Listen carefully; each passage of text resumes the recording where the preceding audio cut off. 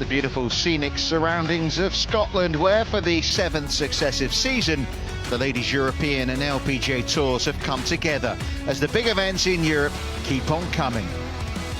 We're on the west coast of the country at Dundonald Links by the Firth of Clyde, this Carl Phillips design hosting the Women's Scottish Open for the 2nd successive year.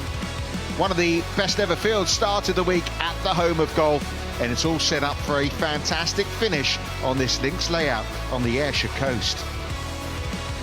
Nicole Brock-Estrup fighting not just for a win, but a place in next week's final major of the season. 3 years since Madelene Sackstrom broke through, the Swede hoping the wait for victory number 2 ends today. Maja Stark has shown she loves chasing down a lead, and a month ahead of her Solheim debut, she'll be trying to do that here. The talented Tavatanakit back in the mix as she tries to win for the first time since becoming a major champ 2 years ago. But it's Solheim Boutier at it again. A week on from her magical win in Evian, the French player, the one to chase. As she did a week ago, Boutier heading into the final round with a 3-shot lead after 3 rounds in the 60s. Halfway leader Shibuno slipping back on Saturday, one of 4 major champions on this first page of the leaderboard. Well, hello, welcome once again to what is the final round of the 3D Group Women's Scottish Open. Who's getting their hands on that later this afternoon? The 5th time this event's being played at Dundonald Links. It's a par 72. Today it's playing just over 6,400 yards. The weather, well, it couldn't be much better. Some blue skies around. It's sunny. There is a breeze about, as you would expect, but it's been a lovely day so far. I'm Richard Kaufman. Alongside me is former LET player Sophie Walker. And Sophie, to use her French language, for Solheim Boutier, it feels like a case of déjà vu. But is it ever that simple with golf? Well, when you're playing well, you have to make the most of it, and she's doing that. We maybe didn't expect to see Solheim Boutier here this week, but she came second at last year's Women's Scottish Open. She's had 7 consecutive rounds in the 60s. She loves this golf course. Energy levels will be low, but there's nothing like being at the top of the leaderboard to boost those levels a touch more. She'll be thinking one more round. Well, there could be a change at the top of the Race to Costa del Sol rankings later today. Solheim Boutier's win in Evian took her into the top 10, as you'll see here, but there's extra points this week on the Race to Costa del Sol for the LET players because of its co-sanctioning with the LPGA Tour, so 750 points for the winner. That means a Boutier win again would likely take her to the #1 spot in what is event number 18 of 30 on the Ladies European Tour season. Lynn Grant, well, maybe have something to say about that as well. She's making a little move on Sunday at the moment. But Boutier could go to #1, which is where she is already on the Race to CME Globe campaign, the 2nd event this in a month-long European swing. She jumped to the top last week after her win in Evian. Jin Young Ko in 2nd place, as she is in the Rolex rankings. Ayaka Fudaway, the defending champion, made the cut here, but Ronin Yin, one of those that's going nicely at this Women's Scottish Open.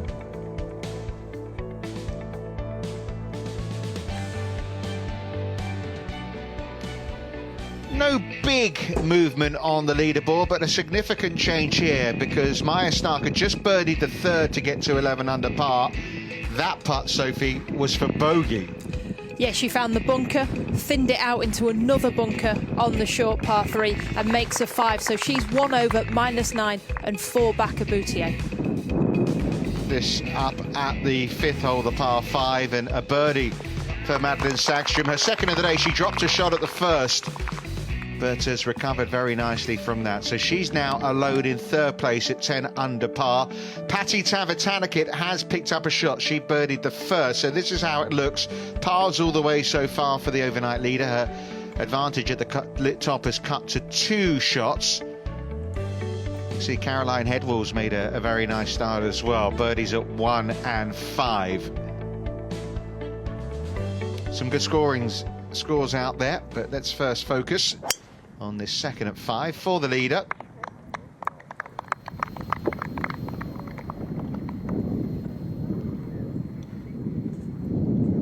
It's down the left-hand side. There is a bunker there. Wind slightly changed today. It's a southwesterly, so it's a little bit more into the players' faces. On day 3, Boutier was past the path here on the 5th. So though it's still reachable, it requires a lot longer golf club than it has been for the first 3 days. Well, Maya Stark in her Swedish colours of yellow and blue. I don't know if the news has got to her about Sweden knocking out the US in the Women's World Cup, but she might need some cheering up after what happened at the previous hole. Yeah, it's just miss a green, yeah, but come off with a bogey. But a chance, double bogey, chance to get one back here. Hybrid into this 5th hole, easiest hole on the golf course. A back flag. Body language again is pretty negative, doesn't like that. Just got that spinny, she got it low off the face, and you can see how little run she got. Early frustrations then for one of the chasers. Stark now finds herself 4 shots adrift of Solheim Boutier. Third member of the final group is Patty Tavatanakit, the 23-year-old Thai. Caddy Jason Hamilton, I think, just trying to give her a line. In the meantime, we'll pop off to 6. 141 yards today. Sagström, having birdied the 5th, looking to get one here on 6. Oh, nearly slam dunks it.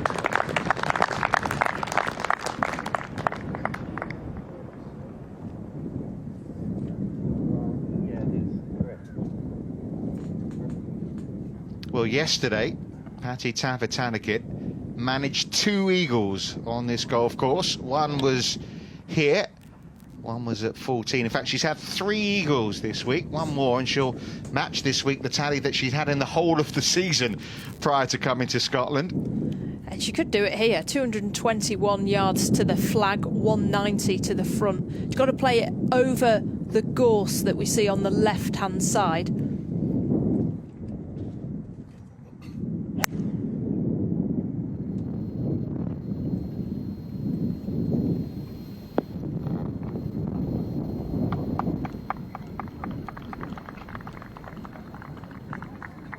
Well, it's on the green in 2, but it's going to be a tough 2-putt. Well, if it does hang on to the green, that is.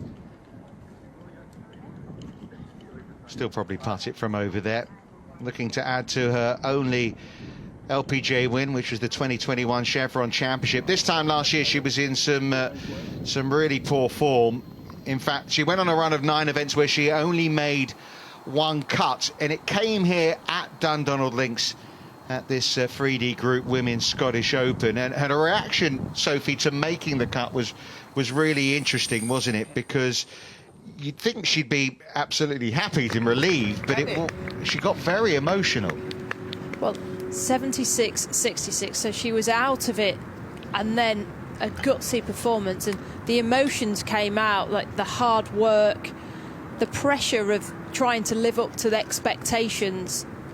When you've not made a weekend for so long, making a cut can mean so much to a player. No longer does she have to go to the driving range on that Saturday, Sunday, watch her peers go out and play.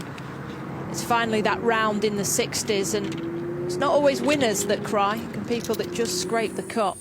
Yeah, said it was a mix of her personal life and her golf that caused that reaction.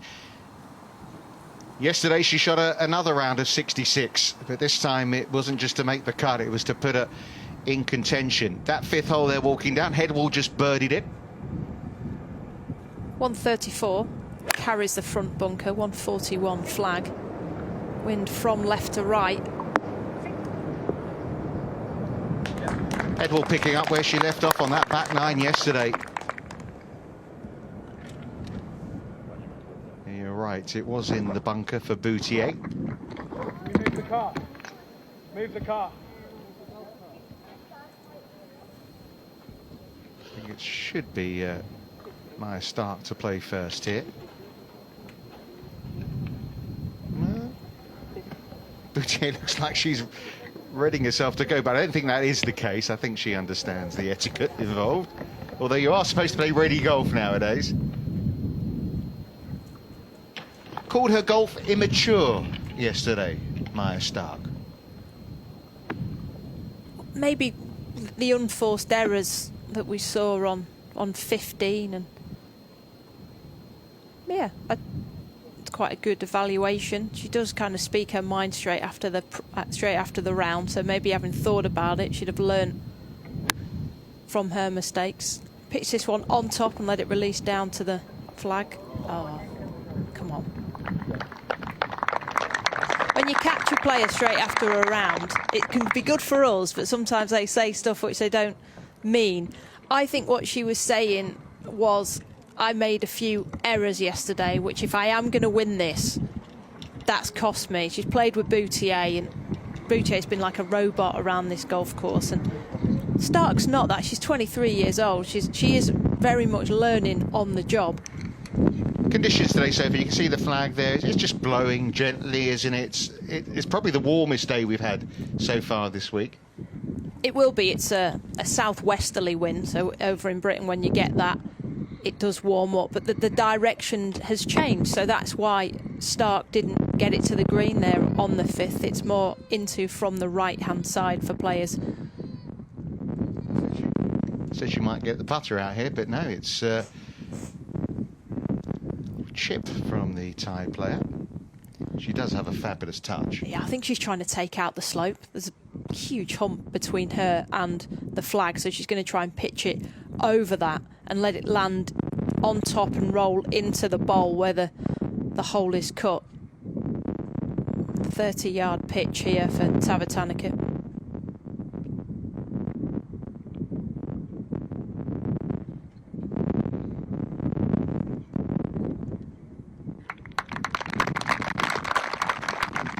Yeah, very nice. These players are so good at picking a point to land it and then hitting that point.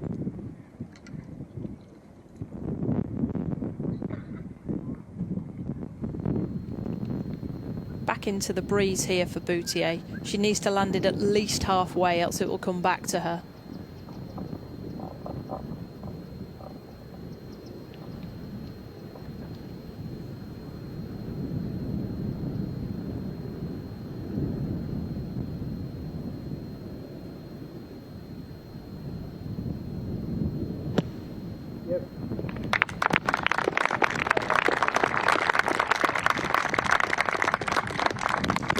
So 3 birdie looks here on the 5th. Had a couple of 65s out there today. Su Binju shot 65. And talking of Celine Airban, the other French Celine from European Ladies Golf, has shot a 65 as well. So shows what is out there. Headwheel's put for a 2 from right to left across the slope here on the 6th.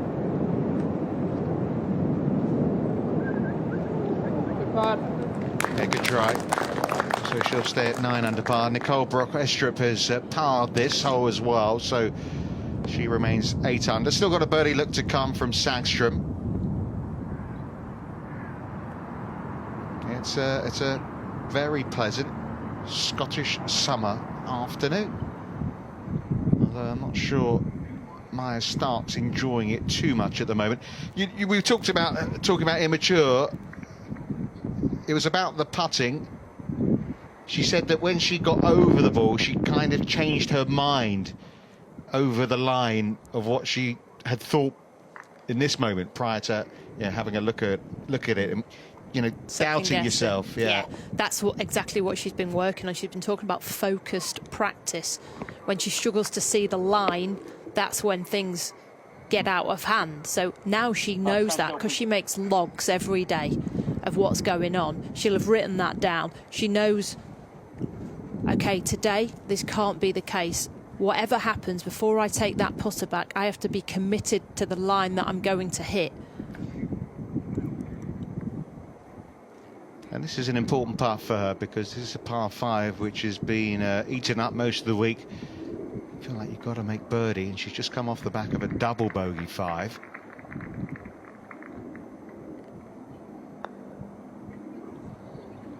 That was one of those, wasn't it?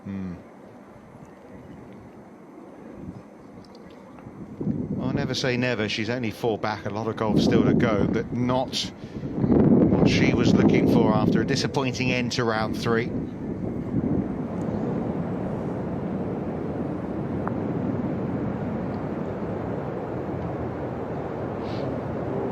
Good ball. I don't know about you, but I kind of feel Sackstrom's may be the biggest danger to Boutier. I mean, I know it's a shout.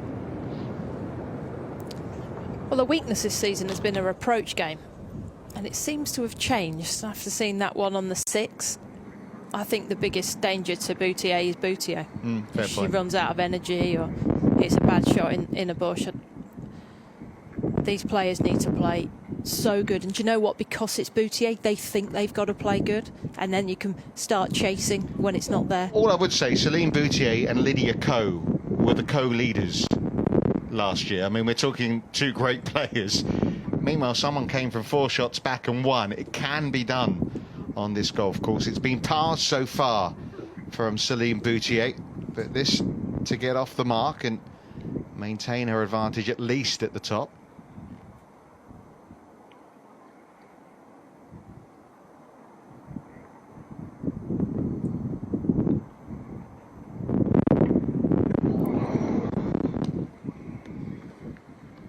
Not to be.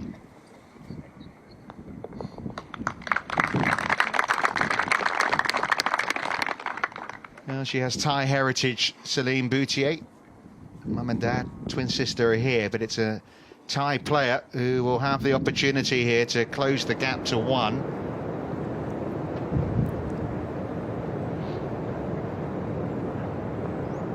Yeah. Remains at 9 under.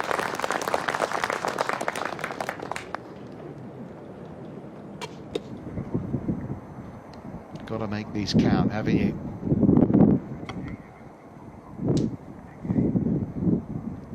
She did an interview after the round yesterday. I think it's fair to say she wasn't very talkative, but the main mantra was shot by shot.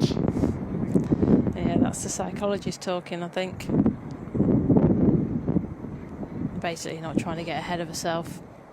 Stay in the moment. Birdied the hardest hole on the course, which was the first. Can she birdie the easiest hole on the course? Both playing partners have not. So this is a chance from left to right. It's quite slow as well.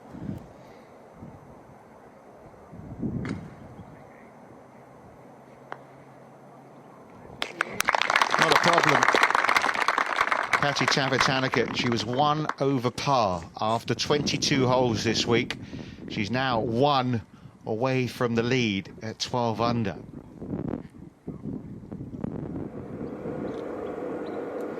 And this is a part of her game where she talked really positively about. She drove the ball really well yesterday, Sackstrom.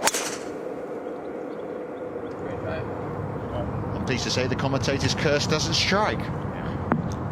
Notice players taking driver down 7 today. That wind switch, it's more across and back into the players' faces. So the bunker at 278, which you'll see just there, isn't even in play for one of the longest hitters on tour.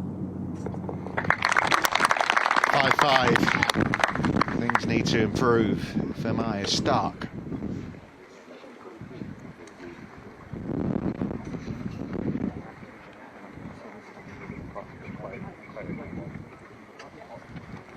Yeah. Well, we said yesterday she seemed frustrated on the back 9. It's carried on this morning. Yeah, when she birdied 10, she was 2 shots clear, and now she's 4 back. And we're a little anxious about this one. Oh, it's got a good bounce. Out with the thick stuff and into the semi down the left-hand side of 7. So the final 3 ball. Move on to the par 3 6th hole, which is a delightful little par 3. Everything just feels so much nicer in the sunshine.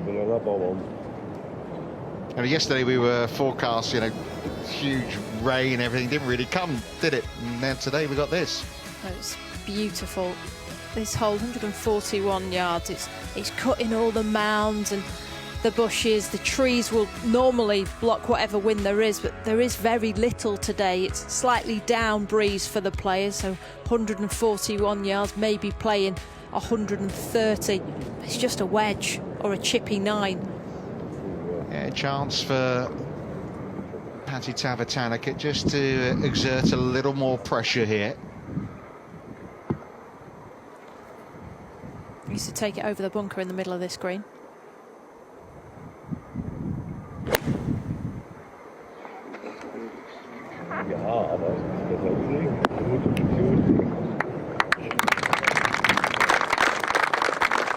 Downwind holes, the greens are firming. She wanted to take the front bunker out.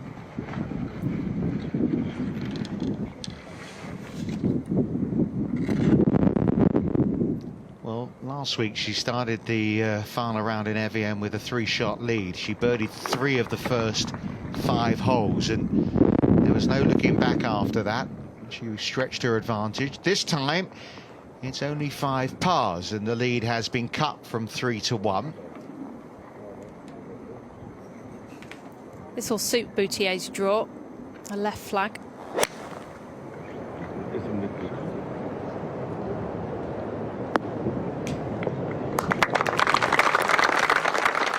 That's a fabulous tee shot from Boutier.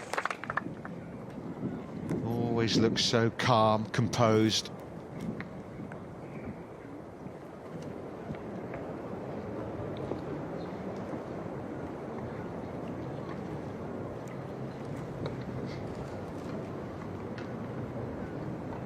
Just needs to settle into this round again. Maya Stark. And this is the yardage she normally eats up.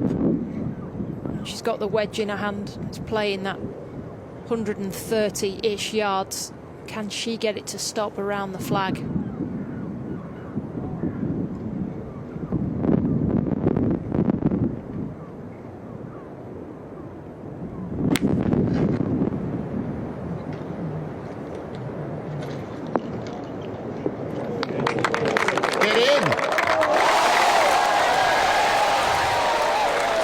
Well, the mood's lifted now for Maya Stark. What a moment.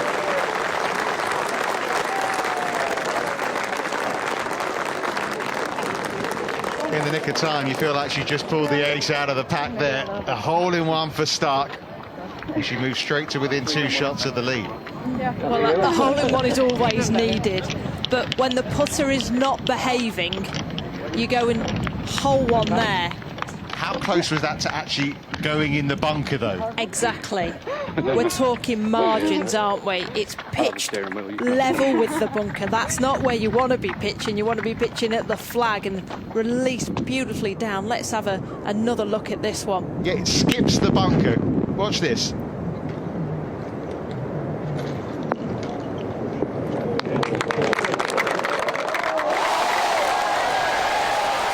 Things happen to Maya Stark.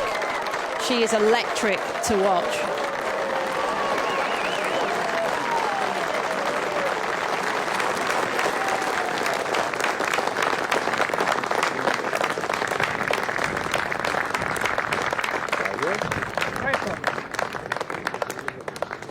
Well, things change quickly, don't they? From hitting your bag with the putter to picking the ball out of a hole after a hole-in-one. All in the matter of a couple of minutes. Well, the putter may be cold, but Maya Stark is running hot right now. What a difference one golf shot makes. And what a difference 2 par 3s make. She had a double bogey 5 at one and a hole-in-one at the other. Level par for them. She played the par 3 bang average yesterday. I think she was 3 over for them. And players know that. It's like, oh, these par 3s are really getting to me. But yes, got my own back. And honestly, I think she was playing up, like mentally playing a way out of this. That is a massive shock to the system in a very good way. We talk about energy levels. Boutier's, you said, might be dropping. Starks has just gone to 100%. Sankstrom a hole up ahead. Would have heard those cheers. Also, delightful she is Such a formidable ball striker. I'm looking at her stats this year. She's losing 0.4 in approach. What? Yes. Well, that's extraordinary in itself as well. Not this week. The Firth of Clyde, here on the west coast of Scotland. We're on the Ayrshire coast. Well, we've had a 1. We've got a couple of putts coming up for 2s.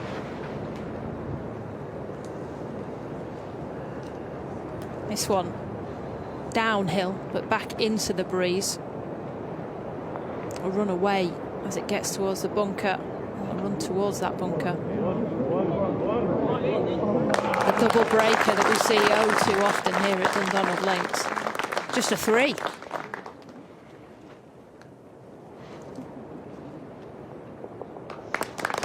A couple under for the day.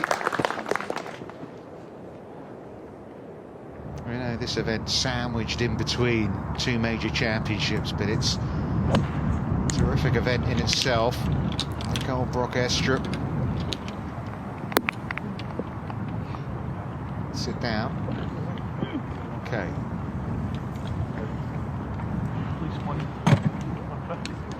Currently in a large share of 7th place, Brock Estrup. One of those who's on target at the moment for a place at the AIG Women's Open. There are 3 places up for grabs for players yet to have qualified. I think Boutier's in quite comfortably for Walton Heath. I mean, this is her first event as a major champion. She's living up to the billing. Alison Capoose, she finished 2nd, didn't she, straight after her win at the US Open earlier in the year. So many players missed the cut because the highs and just the media attention. But suddenly this putt is huge for momentum for Boutier. Miss 1 on 5. This one swinging from right to left on 6. Got it. Answers all the questions.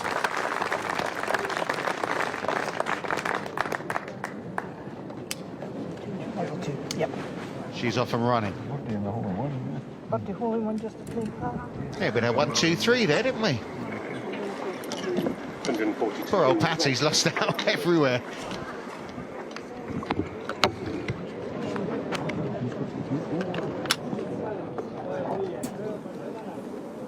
Well, it's a beautiful day looking across to the Isle of Arran.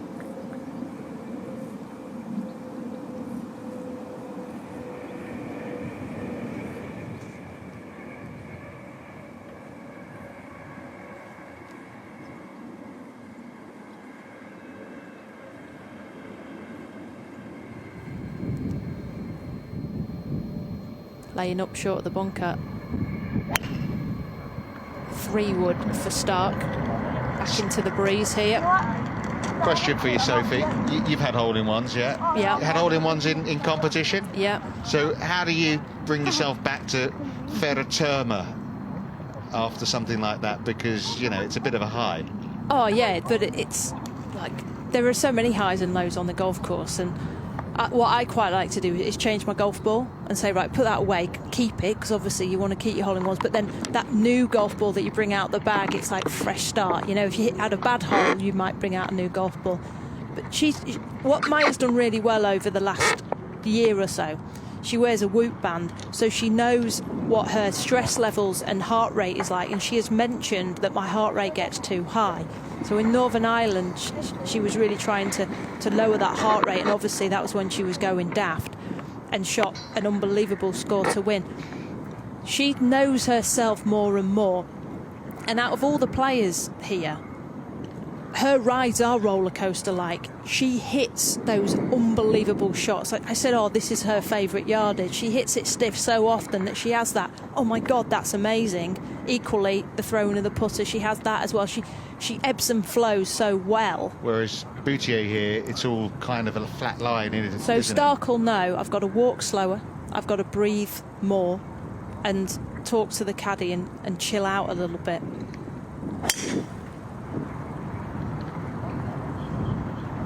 But I don't worry about Stark being at that high level. She performs good when she's pumped up, when the eyes are wide.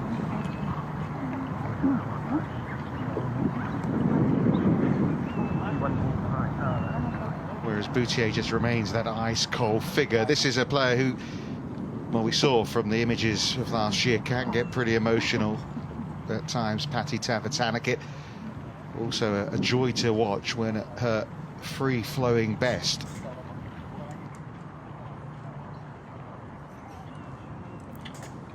Normally hits a reliable draw from the tee box. That's what's required here on 7.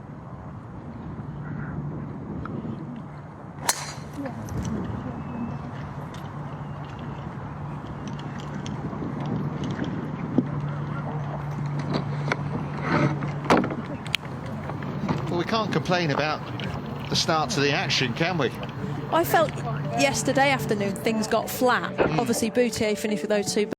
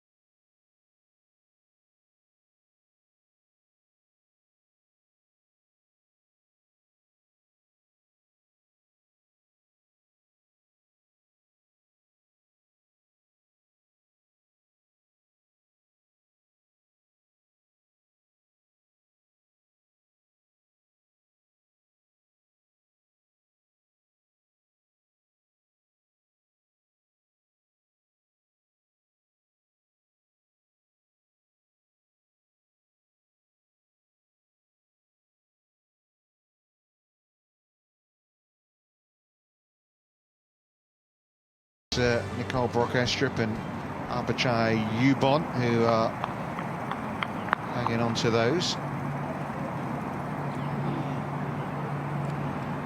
Brock-Estrup made her par on 7. That was for birdie for Sagström.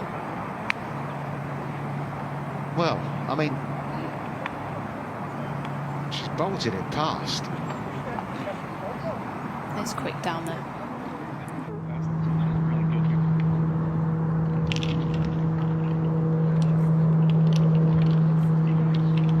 What's she got for us this time?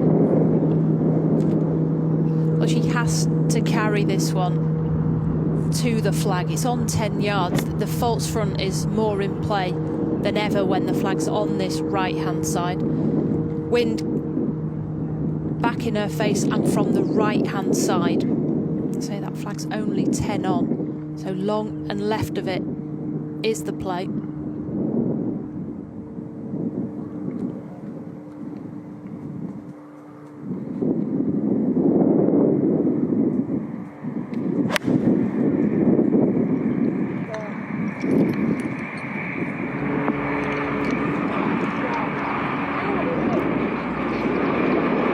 She's had a hole in 1, so it feels weird saying this, but she is catching it low off the face. She did it on the 5th. On the 6th, it came much shorter than she'd have wanted and got the release, and there on 7. So just keep an eye out for that. If you catch it 1 groove low, it can lose 5 yards.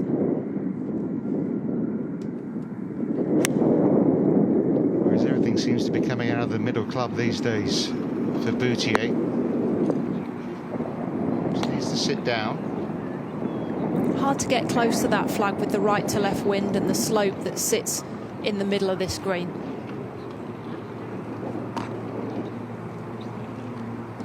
Testing putt to come next for Boutier.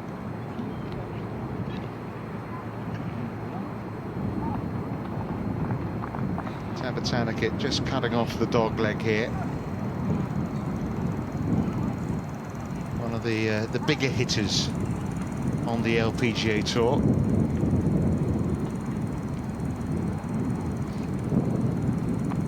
And this is the angle from the left to a right flag, but that wind is from right to left. Which is kind of a paradox in a way. She's not the quickest player. There's a flamboyancy still about her, but she doesn't like to be recognised and she's a little bit shy. So there's all sorts of things going on with her. Yeah, I remember reading that she watched Tiger Woods win and saw all the celebrations around him and thought, I would like to be that in that limelight. And then she got it and it was like, oh, I'm not so sure. So she's working herself out still, is Patty. Growing up in front of her eyes. That one's hooked to the left. Short. How tricky is it down there, those two? Very, because it's so steep to start with, and as it gets up about 10-15 feet from the pin, it goes down the hill. Well, I mentioned Alim Kim on the leaderboard, going along nicely. The 2020 US Women's Open champion. Won hers in November, remember COVID times.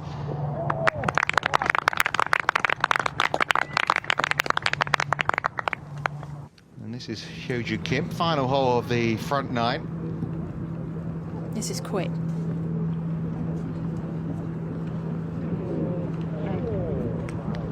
Only been outside the top 20 once all season. She's not going to be out the top 20 here either.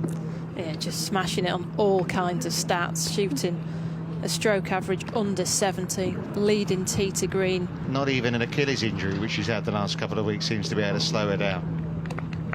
Didn't stop Tom Kim either. No, you can see, is she hobbling a little bit still? Yeah, she is. Yeah.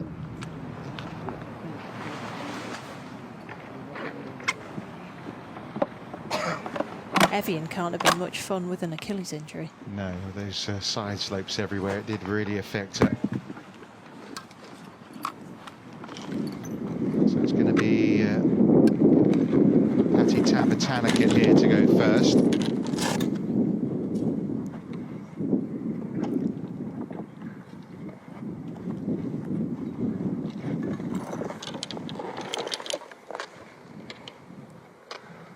Extremely slow until it gets a few yards short of the flag. It's going to move to the right so she can aim at the shadow of the flagstick. I mean, pace is critical on this putt.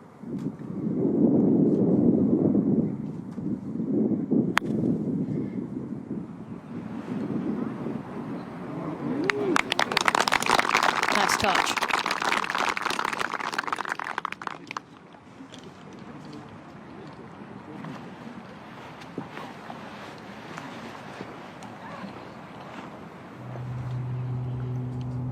Playing alongside Mi-Hyang Lee and Alim Kim is Jung-Eun Lee 6. Player likes to be known as 6 and gets into 3 under par. A player who we were so used to seeing on leaderboards, but not so much nowadays. A little fist pump, though. Enjoyed that. Good to see. Kind of never really recovered since losing that lead at Evian. No, I saw her talking to Duncan McCarthy, who's a psychologist this week. I wonder if they're going to start working together. He works with Ashley Buhai, whose husband caddies for Lee 6.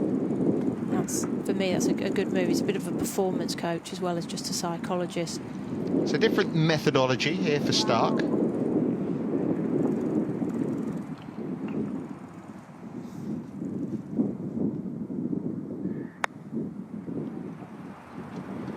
Same outcome.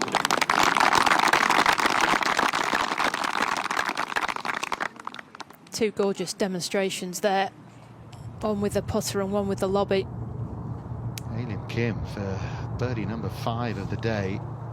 Player in very good form at the moment, and she's carrying on that here. Up to a share of 4th place now for the 27-year-old Korean.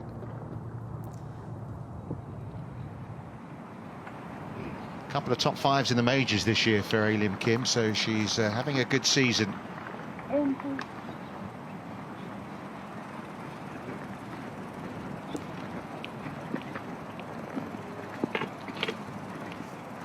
Lovely to see those blue skies, isn't it? Upchai Yubon, who is on an invite here this week, making the most of it. Might get herself into the AIG Women's Open next week as it stands.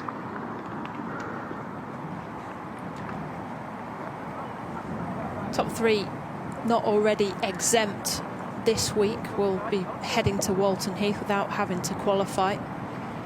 From long range, Boutier here on the 7th. It's quick. We saw Sagström's run by and step over.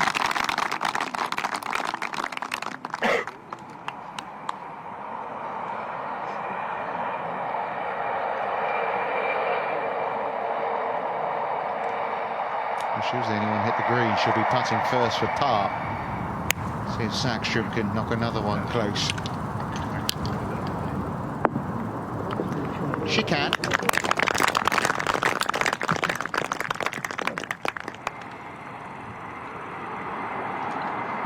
A significant week for Sagström as well. As it stands, she'll be putting herself into, well, obviously need the official confirmation, but she'll probably leapfrog Anna Nordqvist in the Rolex rankings and put herself into those automatic spots for the Solheim Cup.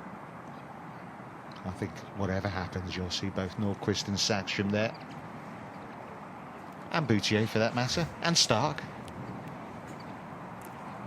Final qualifying event is in 2 weeks' time.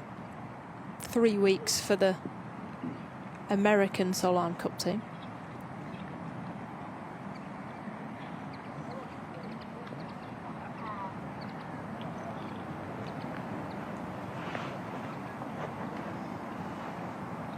So a 2-shot lead at present. No bogeys on the scorecard, and that's been key to the last 2 weeks of Céline Boutier's golf. The lack of errors. This to save a 3-putt.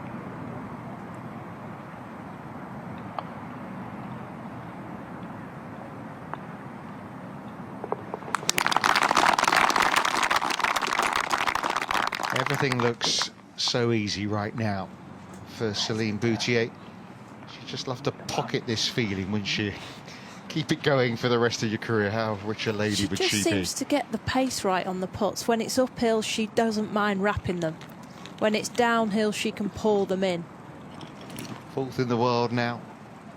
A win here would take her through the $2 million barrier. In terms of winnings for the season, it would be a 3rd win of the campaign, but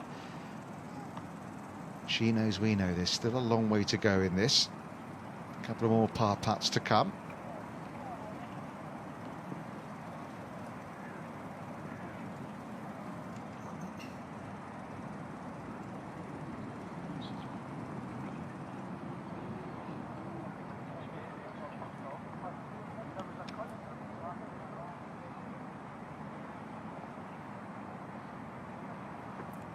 Only had a wedge in her hand into this green, so 5 feet left for her par. Wouldn't want to drop one. Still 2 behind.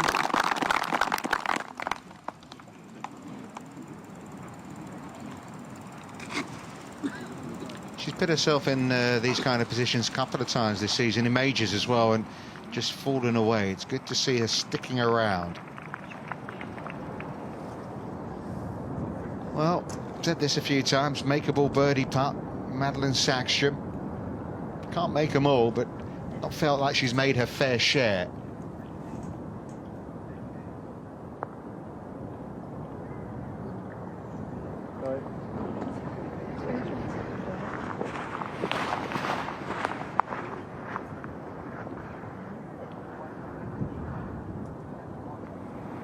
Must feel a little boring having to get the putter out. See if they've made friends.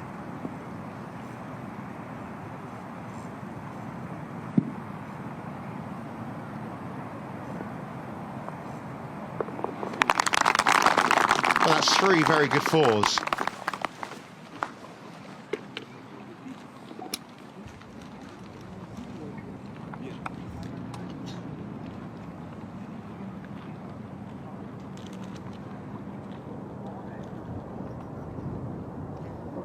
Sagström's already knocked in her par putt here, but this is Brock Estrup to make birdie.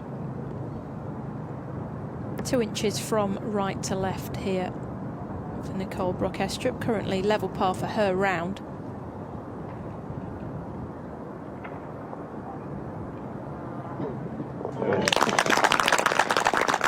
Lovely. There's a nice Scandic feel, isn't there, to this group? Couple of Swedes and a Dane. Brock Estrup up to 9 under now. She would have to go to Hankley Common tomorrow for qualification if she didn't get one of those places for the AIG Women's Open. She said, OK, if I have to go, I have to go. She's qualified 3 times out of 4, which is a pretty good strike rate.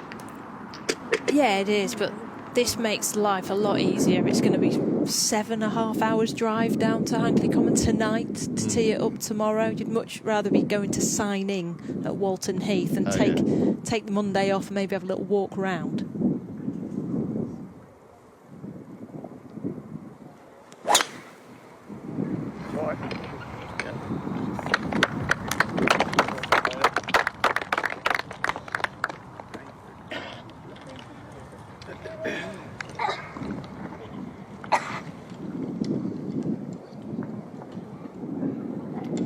This golf course, we saw it bare its teeth Thursday afternoon when we had some really strong gusting winds. When it's like this, it becomes very scoreable.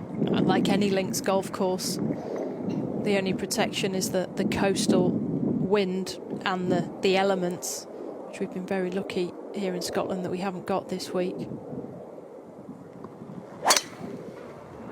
Shot.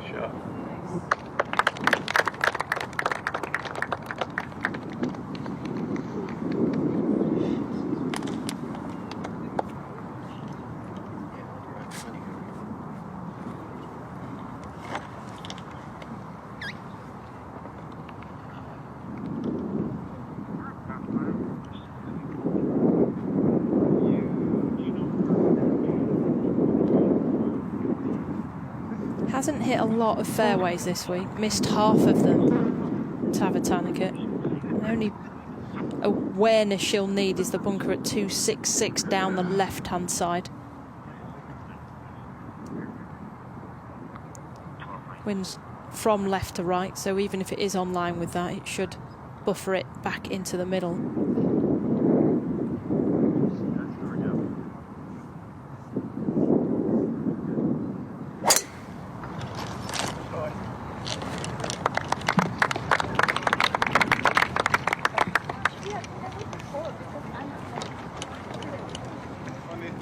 Well, it's been a treat so far on the Ayrshire coast at Dundonald Links. Hasn't been too much of a change. Solheim Boutier was leading by 3 overnight, and that's 2 shots now. Had that hole in one, certainly the highlight of the day so far. Still plenty of potential winners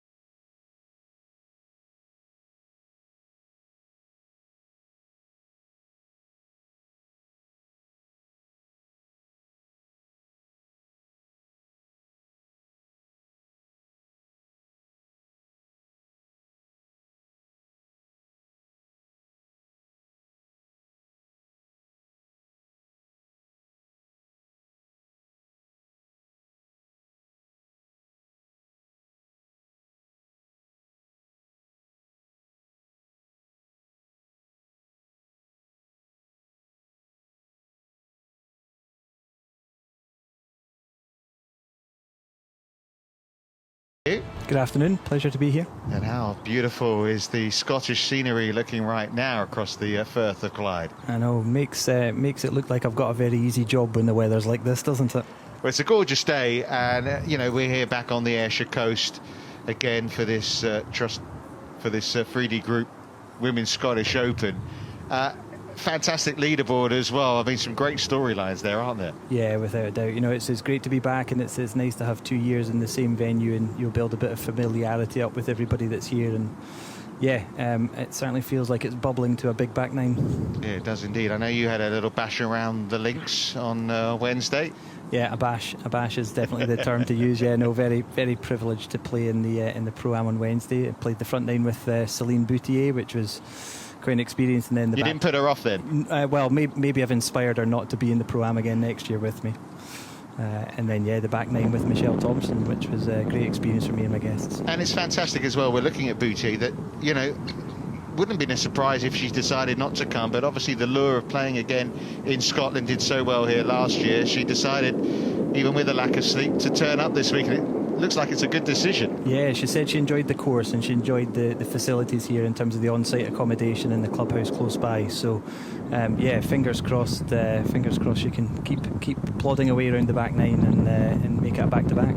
Yeah, nobody's won the Evian Championship as a major and gone on to win the event the following week. That's what Boutier is looking to do right now. Here she is at 9.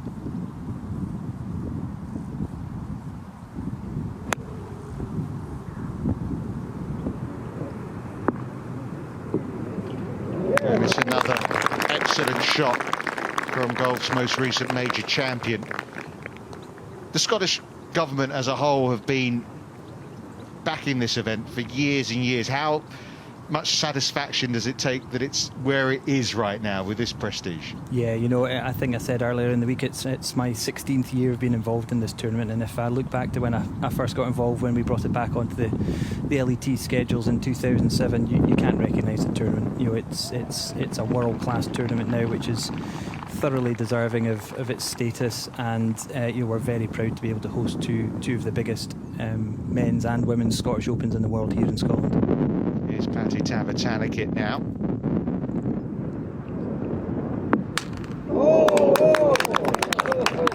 That's always tough, isn't it?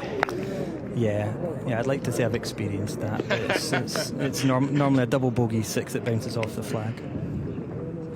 Oh, frustration for Patty Tavatanakit. I was just about to ask you, Gemma Driver is out on the golf course right now. Louise Duncan, they're battling for the Jock McVicker Trophy for the top Scot. Just going to ask you about Gemma in a moment. Let's first just see what Maya Stark can do here first.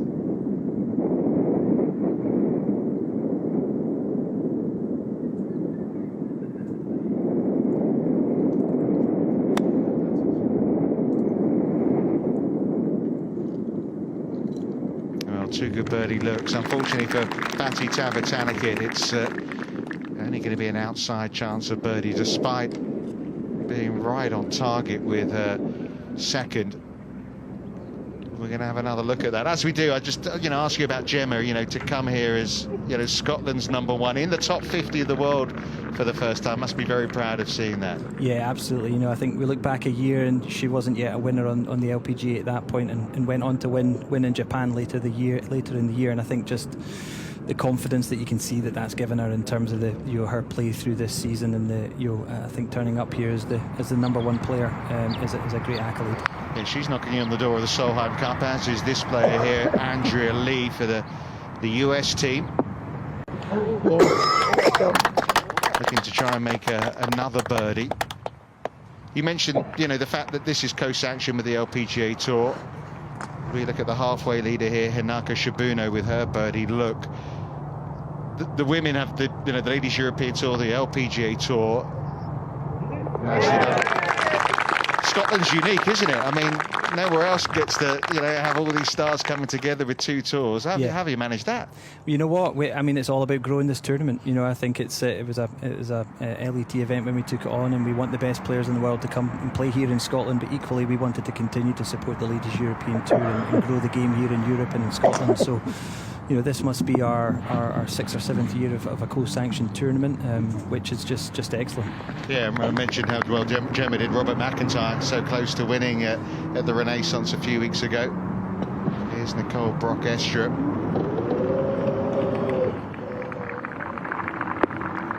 Yeah, because I remember when Trish Johnson won, she had Alan Hansen playing in her group. Yeah. It was at Pro-Am back in those days. Pro-Am back in those days, yeah. And we need role models in the game in Scotland to inspire the next generation. And yeah, we've got Bob on the men's side and a number of other young boys. And we've got Gemma, Louise, as you mentioned, in this week off the back of an invite. You kind of hope this one goes in, but it's going to come up short for Patty Tavatanakit. And I suppose the lure of this is, the home of golf and the golf courses that you can provide. It helps to attract, there's nothing wrong with the Ladies European Tour, there's nothing wrong with the DP World Tour, but to attract the PGA Tour and the LPGA to come away from their natural habitat of the US, that must help. Yeah, without a doubt, and it brings additional eyeballs with it as well, in terms of the people who'll be sitting around the world watching this tournament today in America, watching their leading players playing on a golf course here in Scotland. Yeah, nice birdie from Sarah Kemp there. Everyone seems to birdie in the 11th at the moment. She gets to 8 under par.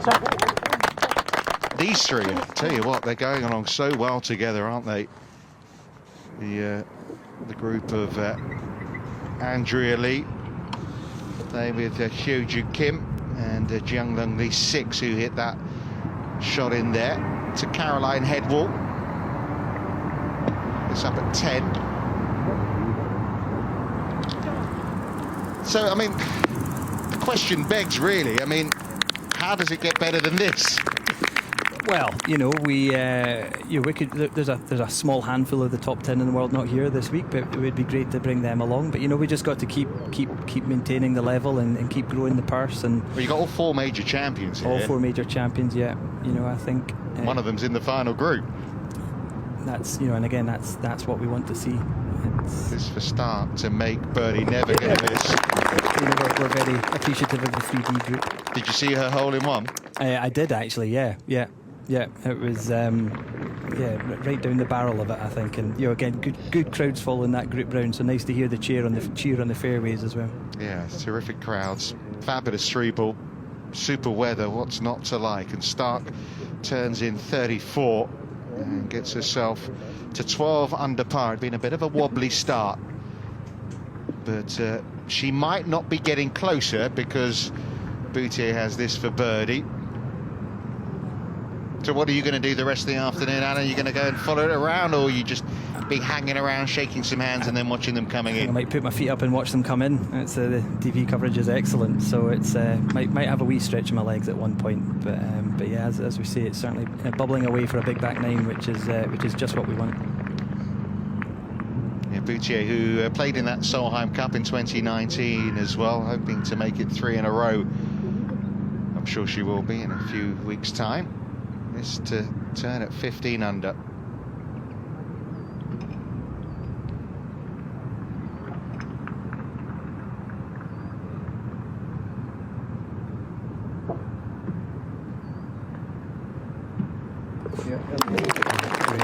It's funny, it feels like a long 4 years since Solheim Cup at Gleneagles. There's a lot happened in that time. And certainly has in the career of Solheim Boutier as well.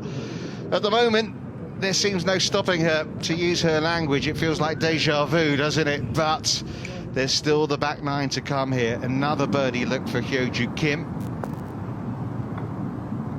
Just on that Solheim Cup, it's so easy sometimes you have Solheim Cups, Ryder Cups in countries, and things kind of dip off. That hasn't been the way in Scotland. Has that been because of government backing? Yeah, we're committed, and I think that's the main thing. I think you look at the men's game after Ryder Cup in 2014, and we've continued to invest in golf tournaments. We'll continue to invest in the female game and in this tournament. And again, hopefully in the future we might be able to bring a Solheim Cup back to Scotland and try and repeat that success that we had in 19 as well.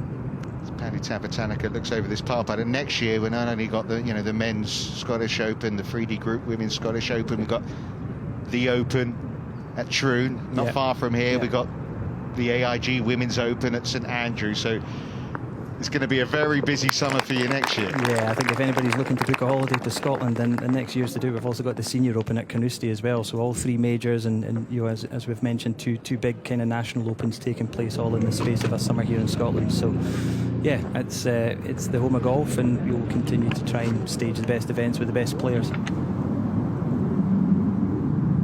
Another birdie putt, not this time for Andrew Leader. Well, listen, Alan, it's always a pleasure to see. It's always a joy to come to Scotland. Today's a gorgeous day. Enjoy the rest of the afternoon, enjoy the action, and we hope to see you again soon. Great, thanks Richard, cheers. Alan Grant with us from Visit Scotland. Where's this one heading from? Madeline Sackstrup. So a few troubles for the Swede off the back of that drop shot at the last hole.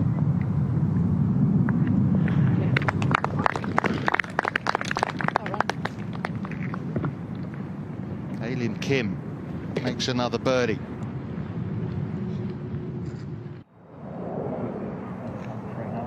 Yeah, it's amazing the work that goes in behind the scenes to bring a tournament like this. $2 million event, $300,000 for the win. It's not just about the money, though, the prestige of... Last year we had 7 of the world's top 10 here. This year 6. We've got all 4 major champions. And it's in a fine area. We're right next to Barassi, Glasgow Girls and Western Girls. Mentioned Trews down the road, Prestwick as well.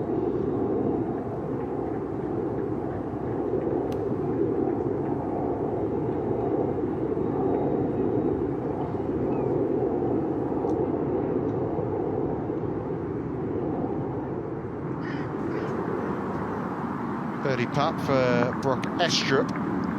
Is it 10? She's got it. Oh, she's got it. Walton Heath's getting closer, as is the top of the leaderboard.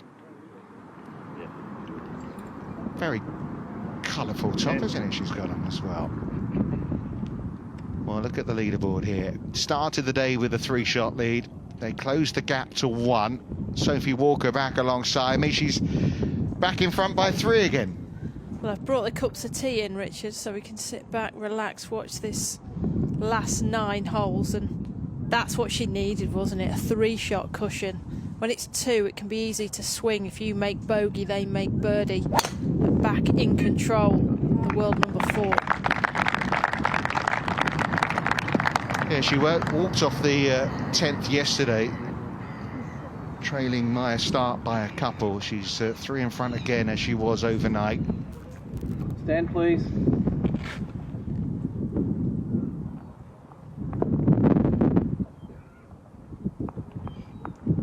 Some great charges today there's been, though. I mean, how unlucky was... Did you see that shot from Patty Tavatanakit in tonight or not? Were you making the tee? I was making you a cuppa. So she hit the flag and bounced 30 feet away.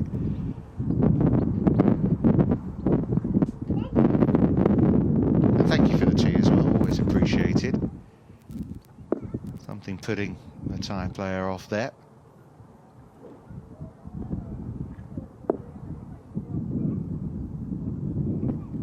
Can't see the fairway from the tee. You can just see the gorse in front of you. There's some pink flowers in the far distance. That's the line here. 3 wood for Tavatanakit.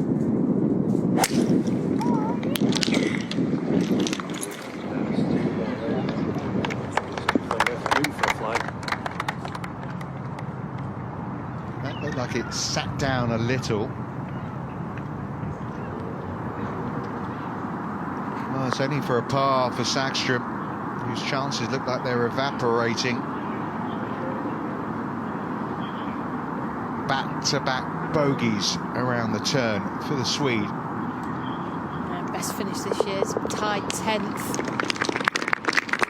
Currently slipping away for Sackstrup.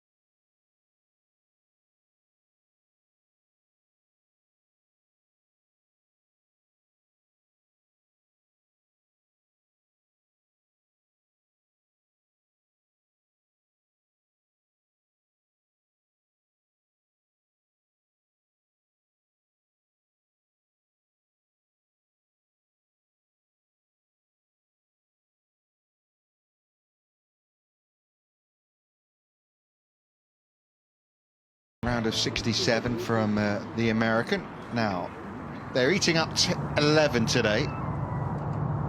It's only 116 yards. Flags in the heart of this green. It all funnels down to it.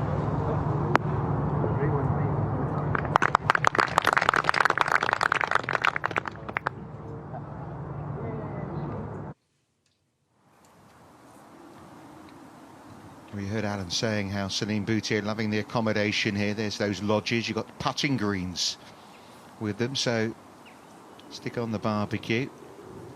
Some putting competitions, maybe in a few chipping ones as well.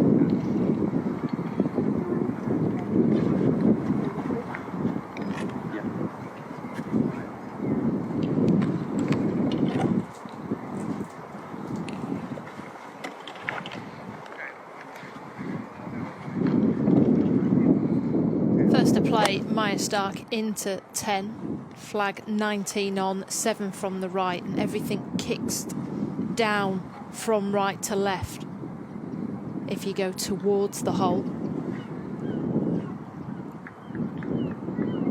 Wind from right to left. All working in her favour here on 10. Well, this is where she took a real grasp on this tournament yesterday, Maya Stark. Another excellent approach. Yeah, got frustrated after that, threw in three bogeys.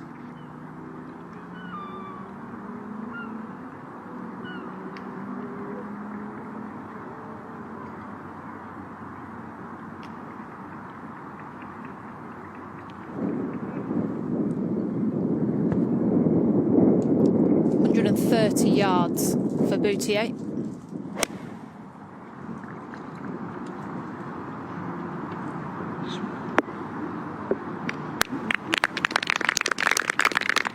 Both of them trying to avoid the slope short of the flag. If it gets that, it could skip on and run through onto the top tier at the back. So both players angling to the left and keeping it in the bowl that sits in this 10th hole. Bit of a flyer light here for Tavatanakit.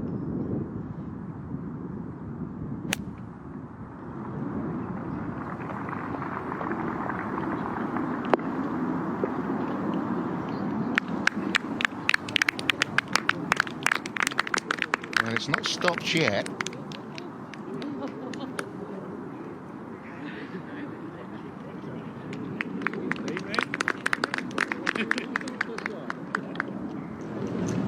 I was hoping that would feed down a little closer, but 3 decent looks coming up at 10 for the final 3 ball. Back to Hopalong Kim, Hyoju. Second into 13. First time we've seen the flag on the back level here, and it's found by Kim. Just hold a putt of similar length, really, at 10. She stuck with Oscar, didn't she? As caddy, Nana Madsen's caddy's on the bag. If you didn't hear the story earlier this week, she had her husband Casper on the bag, and he hurt his ankle on day 1. So she's actually had 4 different caddies this week, but Oscar doing the weekend after Madsen missed the cut. Well, it's a picture-perfect day on the Ayrshire coast. We're about an hour's drive from Glasgow. There's the Firth of Clyde, deepest coastal waters in the British Isles.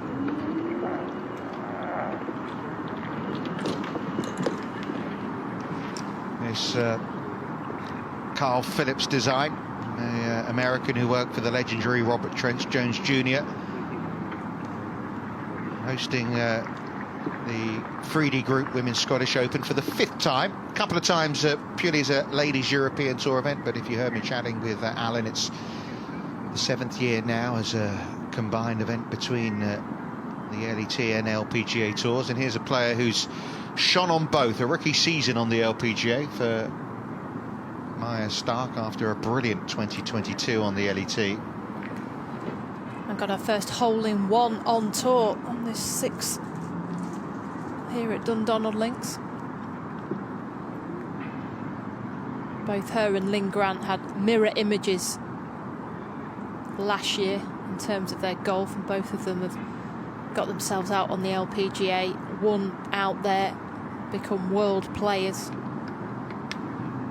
First up though, the woman of the moment, Solheim Boutier. Staring this one down, it'll be slow. And we'll move from left to right. Snap at the end.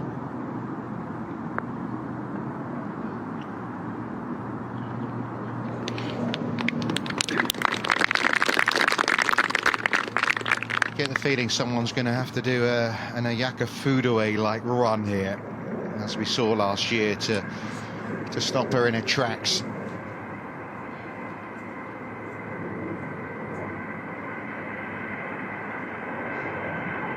She's only had 5 bogeys all week, Boutier. She's had none today.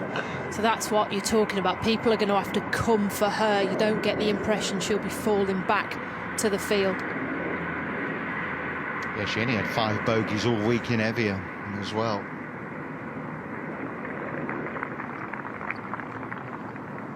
Became the 21st different major champion in the last 22 major tournaments.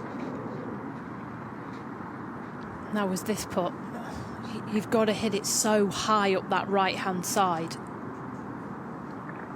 It's almost, can you hit it high enough? The apex of this putt is 5 feet outside right.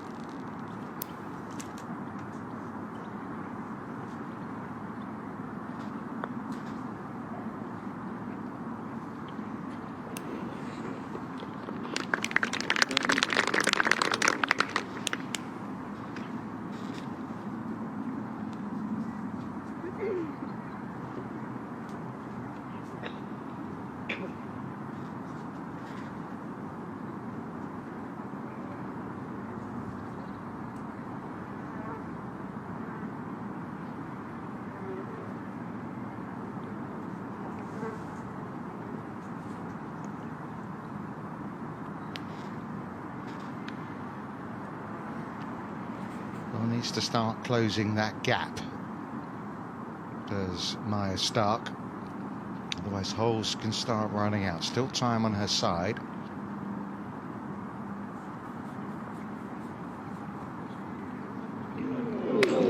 That was a fabulous putt. Unfortunate.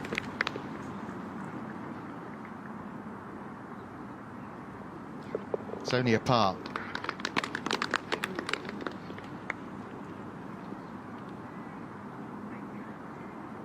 From the world 39 to the world 37, and this for a 5th birdie in 6 holes. Oh, she's got it left edge. 7 under par for the day, minus 12 for the tournament, so 3 back and in that tied for 2nd spot. If she birdies the last 4, any chance? Yeah, always. But 6 in a row to finish. Foodaway made 6 in a row, did she last year? She did from the 9th. She made her 6 in a row.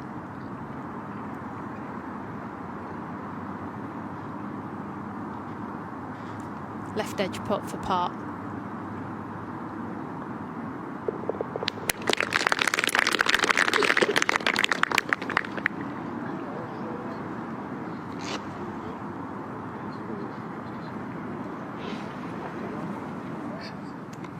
There's one of the other major champions of this year, Ronan Yin.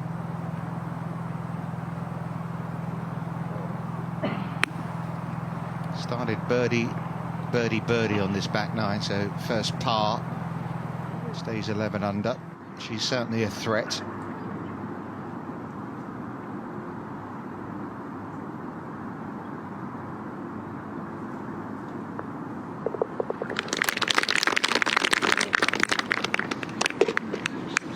Ticking off the holes, 8 to go.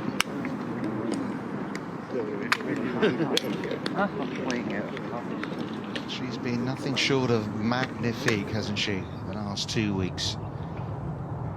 See Maya Stark's already on the 11th tee. She's in a hurry, isn't she, today? She's got a flight to catch. I don't know. Down to Heathrow.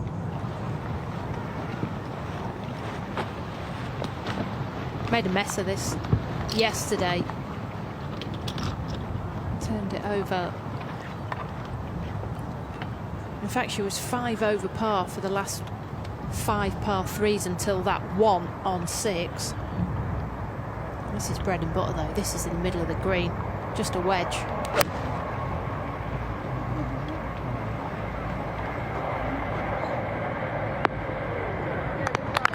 Tell you, in the air, she might be thinking, I might be doing that again. Right over the flag from Maya Stark.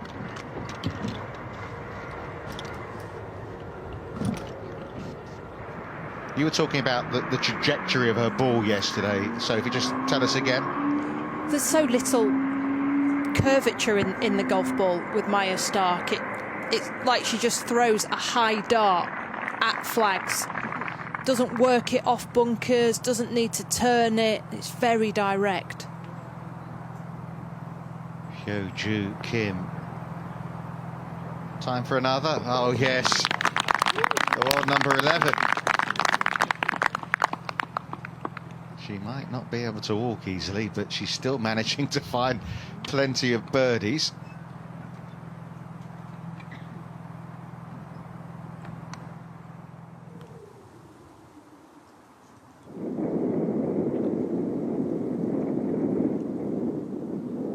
Such a picturesque part of the golf course.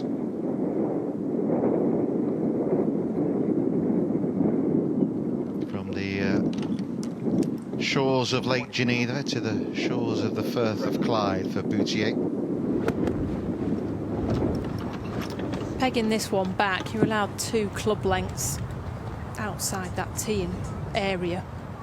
So it's 116 yards. She's playing it nearly 118.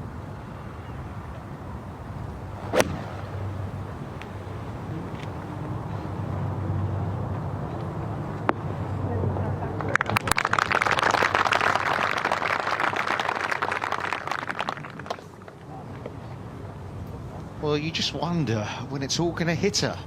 I mean, job still to do here, but imagine going into the AIG Women's Open having won Evian and the Scottish. Well, I would only ever have to imagine. Well, you're not alone in that, I tell you Sophie. what, don't wake Celine up. Yeah. Leave her another 8 days. So they've got it surrounded. Once again, just a 50-degree wedge here for Tavatanakit.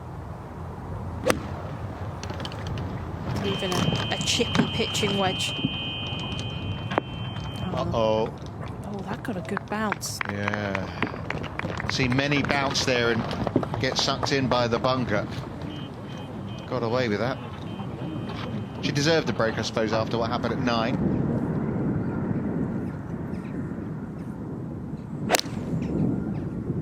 Charging A. Lim Kim.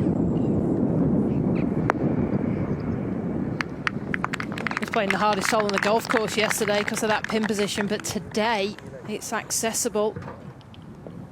There's a few players on a roll on this back 9. Talked about conquering the demons. Carl Brock Airstrip asking to sit down. Oh no.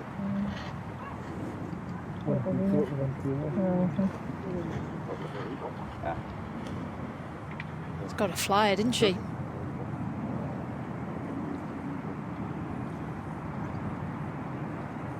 Seems such a calm golf swing as well, doesn't it? You wonder what's going on in the head.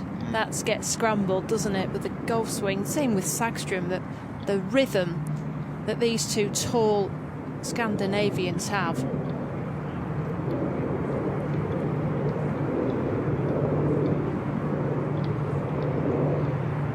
90 yards.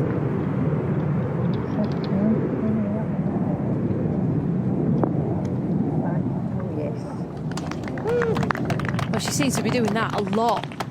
She's getting it in that scoring zone inside 15 feet. Just not converting. 1 over par for the day, but tee to green, you'd never think it.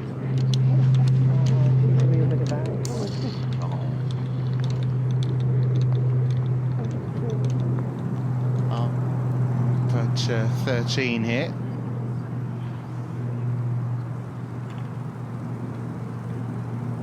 I think that was Yuna Nishimura. Shot a equal lowest round on the LPGA Tour yesterday, a round of 66 from Yuna, who celebrated her birthday here in Scotland this week.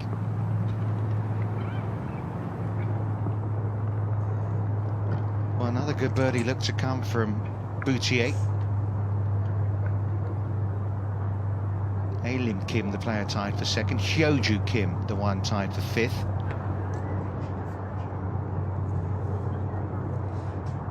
First up, Patty T, long-range birdie try.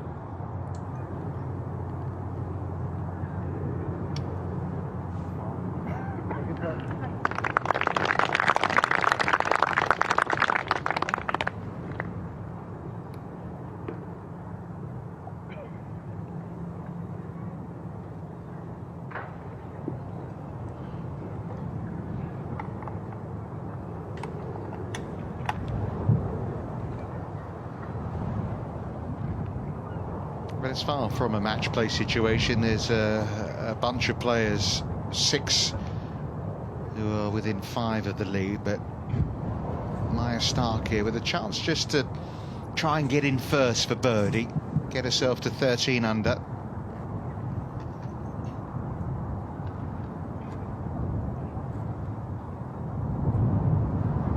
This one down the hill.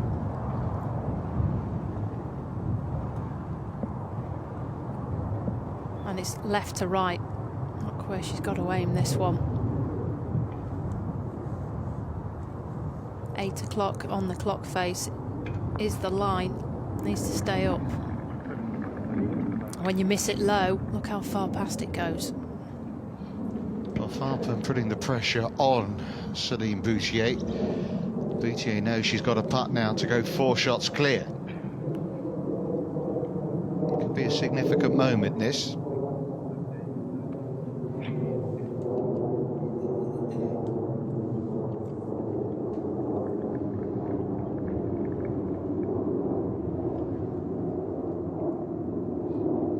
And from this angle, it's a total opposite read from Stark.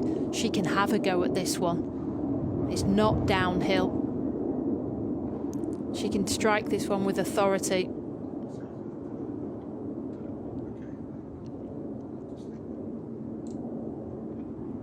Uphill, right to left. A right-hander's dream.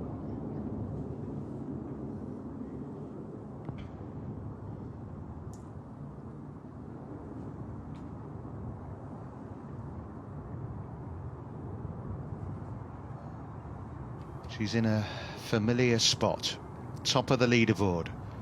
People trying to chase her down, keeping them at arm's length.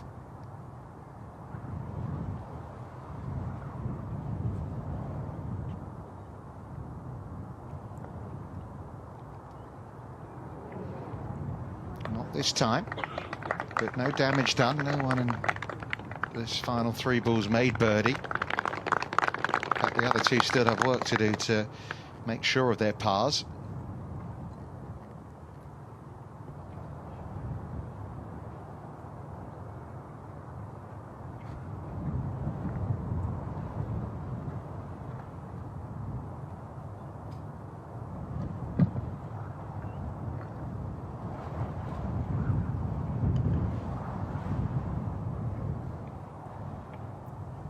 Just a question of keeping concentration on this one. Doesn't need to leave the hole.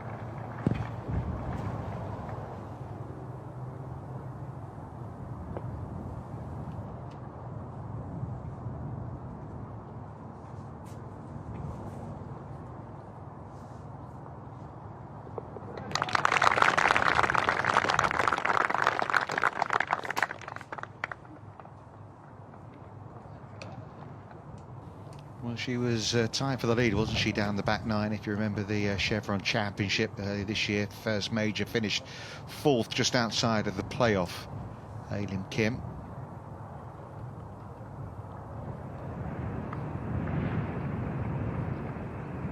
Another.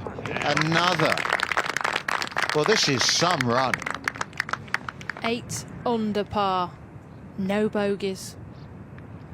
Look at that, 6 birdies in the last 7 holes. What went wrong at 12, eh? She had a chance.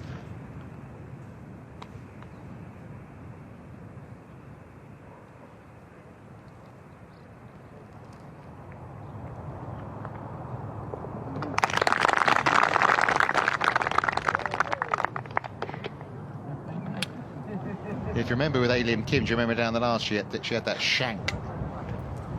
Yeah. Yeah. I mean, she won't want me to remind, but she can't hear us. She managed to par that last, by the way.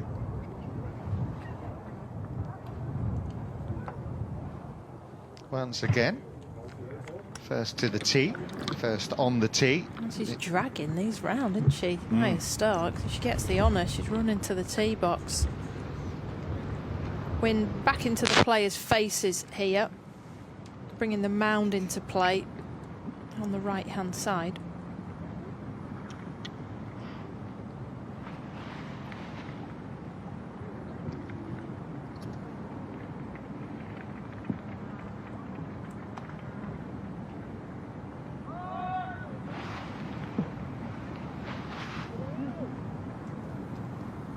I think it's refreshing, isn't it, to see a player just step on the tee. Yep.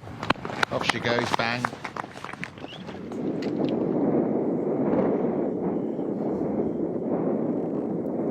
Fairway wood for Boutier.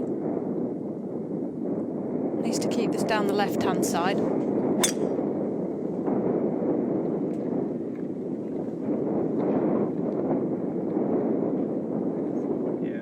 And that's the miss. The mound starts at 211, finishes at 243. It really is an obstacle. There's quite heavy rough in the middle to the right-hand side. You can see the TV tower. Anything to the right of that TV tower finds the grass mound. So the 2 electricity poles in the distance, that's kind of right half of the fairway. But taking driver, it does bring 3 gorse bushes in on the left-hand side if you happen to tweak it. That's at 247. And Tavatanakit is only just over 50% in terms of fairways in regulation this season.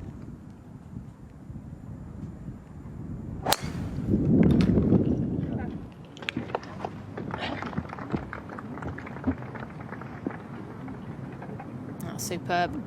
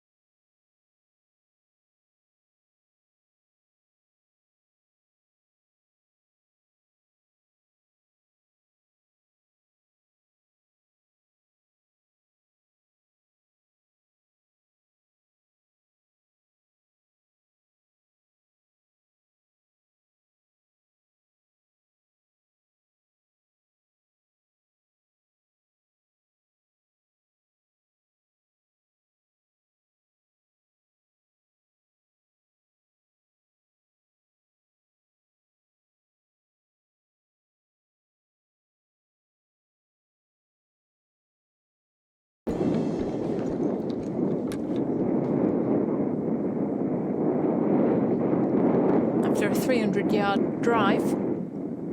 Just a pitch in here. Anything left misses the green, anything short comes back to you. So in between the golf ball and the flag is good.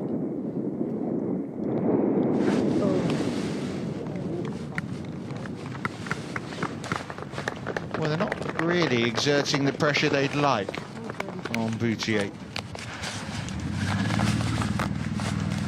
We've seen some great rounds from further adrift, but Stark and Tavatanakit just matching Boutier, couple under for the day. And that's kind of what Boutier needed. The two that are closest to her are exactly the same. And when you're playing with the leader and the calibre of leader, those shots need to be closer.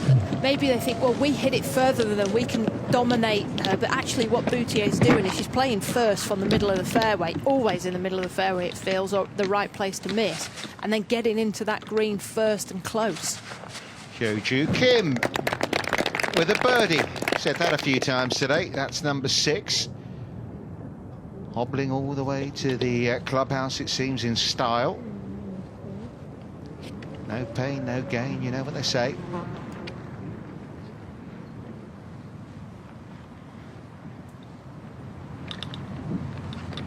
Yeah, the railway line, and then the Firth beyond that railway line, which flanks the 13th hole, which is coming up next. An outside look on the 12th. This green runs faster than most. It's close to the coast, it's raised, it dries out more. This one is downhill from right to left. There needs to be cautious with this.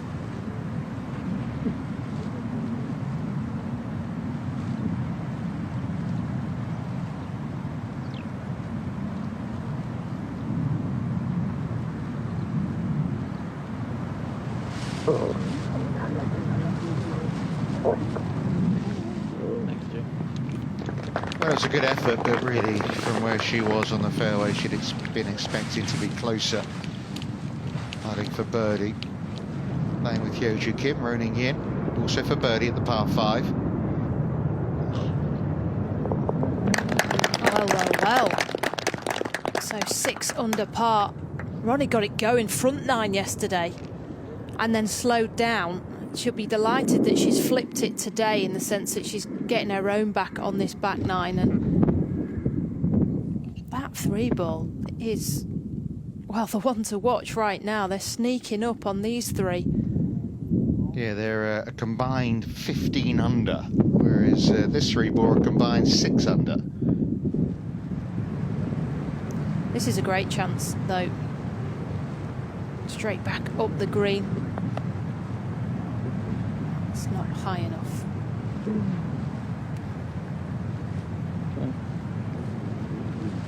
Once again, you feel like Boutier's got a free hit coming up. Alim Kim in position. You can see the flags over on the right. She's found the left half of this fairway, so lovely angle. Back pin, 29 on. On that top level, can she find it?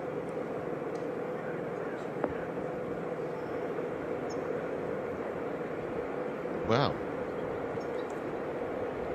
wasn't expecting that.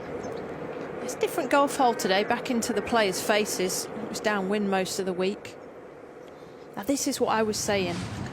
She's the first to play from the fairway, but she's the last to play on the green.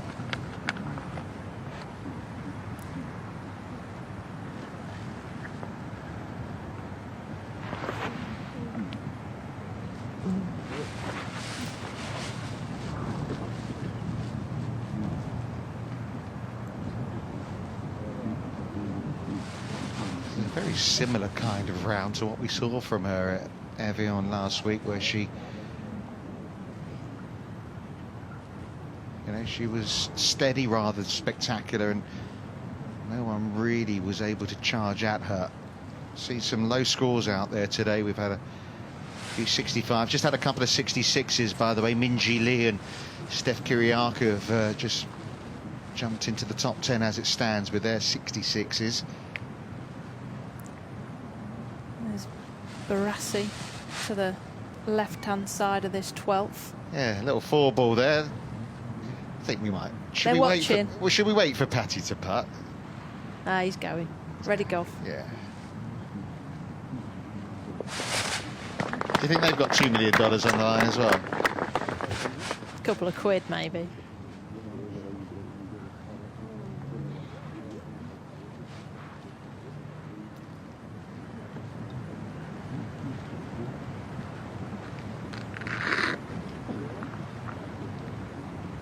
Well, it looks very much like all three players are going to start this back nine with 3 pars.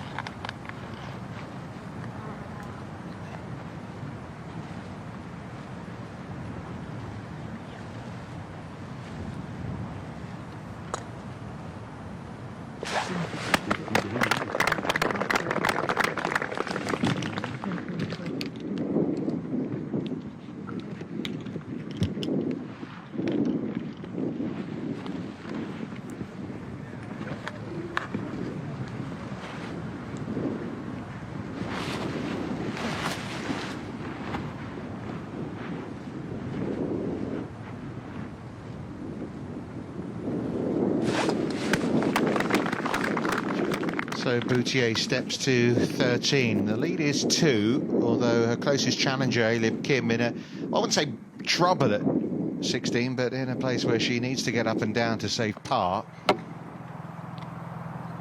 There's players with all different kind of goals. Brock Estrup, this would make her hopes of playing in the AIG Women's Open much greater. We saw her miss the green at 12, didn't get up and down from there, made bogey, so slipped back to 9 under. So this to get herself back to -10. An inch from left to right here for a 3.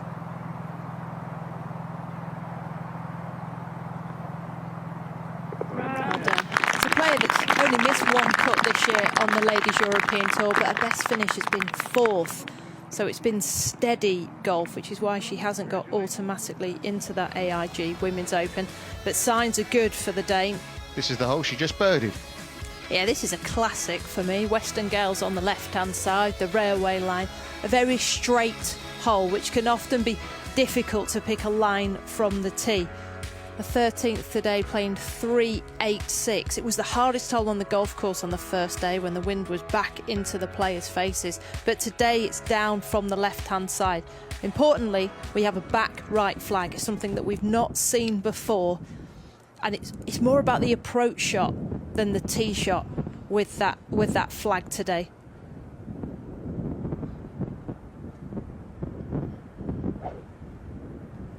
So tee shots less bother. Boutier will just try and play one down the left and let the wind push it into the heart of the fairway.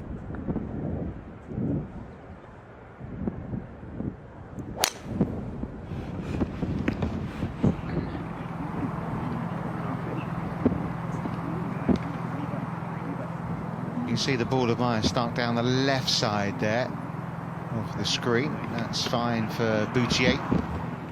2 French Celines in the field. Celine airband shot around a 65 like airband. Boutier also a French Open winner. It wasn't the first time she'd won on home soil last week. That'll put her in good stead for next year in Paris, won't it? It's almost a year to the day the Olympics will be at the Golf National. If you think what you tick off through your life, you'd want to win your home Open, done that. Obviously having a major in your home country, done that. And then next year, the stuff that wouldn't even thought about when she first picked up a golf club, but a gold medal in Paris, that would be an awesome threesome, wouldn't it? And I do think that the fact that she's had such good experiences now in her home country, she'll see it as a joy to be in the limelight. Equally known that she's handled it well before. Huge hit from Tavatanakit. That's just spun back to only going 300 yards. Oh, first time we've seen Elim Kim not putting for birdie. Pretty good. but that left for par. That's the state of affairs right now. Kim running out of holes. You could say the same about her namesake Hyoju as well. Boutier remains firmly in control at the top.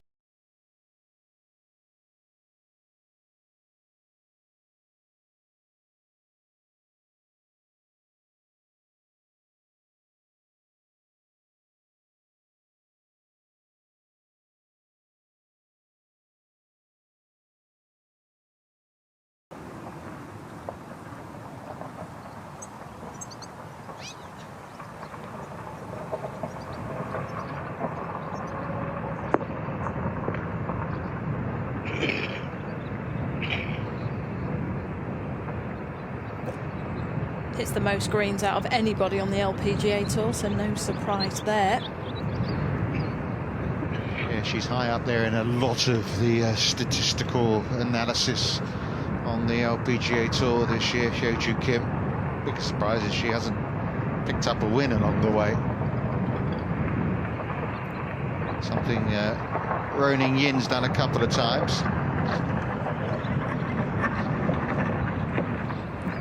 Needs to carry it 150 yards to that top tier on 15.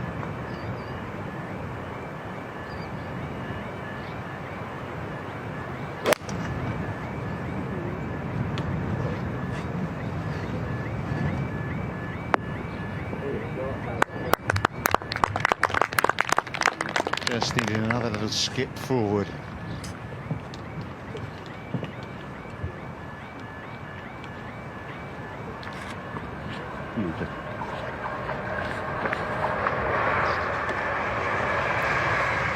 There was more double bogeys than birdies here yesterday, 6 compared to 4 birdies, and that was all because of the flag position. It is an easier one today. It's on the same line, it's down that left-hand side, but it's another 8 yards on. So the bunker should not be in play, especially for Alison Lee, who's been playing so well this afternoon.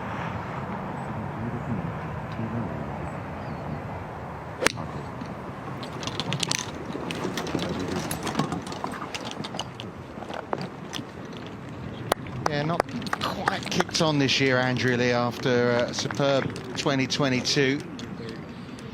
I mean, she didn't have full status, or status really, on the LPGA Tour starting last year. Andrea Lee ended up winning on the Epsom Tour, then won on the LPGA Tour. And now she's the former world #1, like Boutier, former world amateur #1. Is on the verge of a Solheim Cup debut.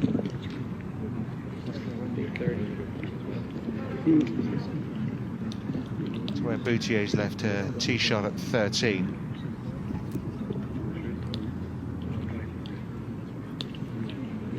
From the upslope, has to carry this to the number near on. It's 27 yards on. I like it playing long and left. It can use the slope beyond the flag.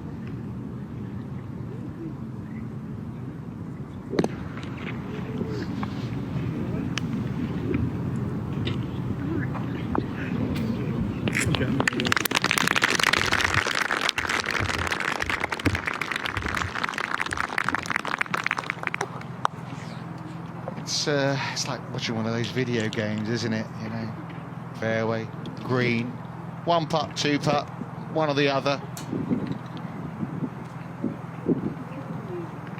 It's fantastic. Well, she's done it again. First to play, stuck it in there close. Over to you, Maya Stark. Same type of shot needed, long left, bring it back.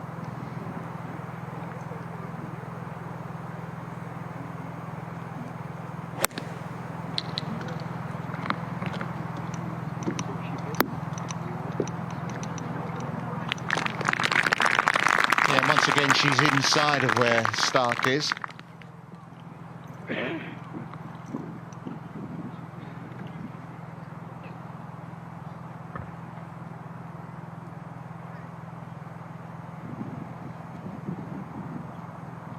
.92 for Tavatanakit, second into the 13th.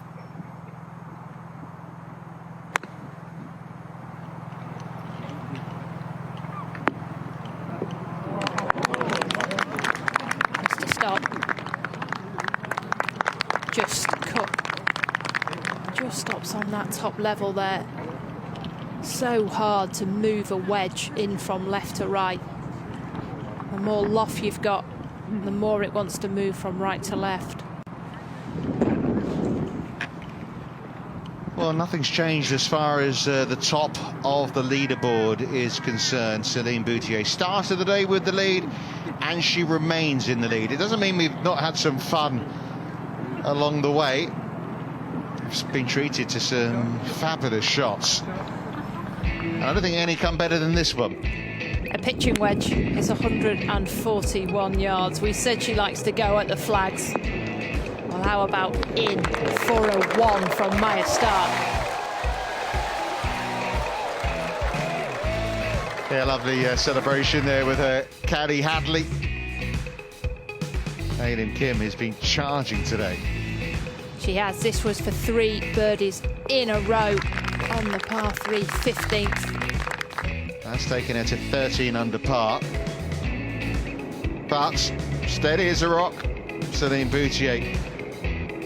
2 birdies and the rest pars.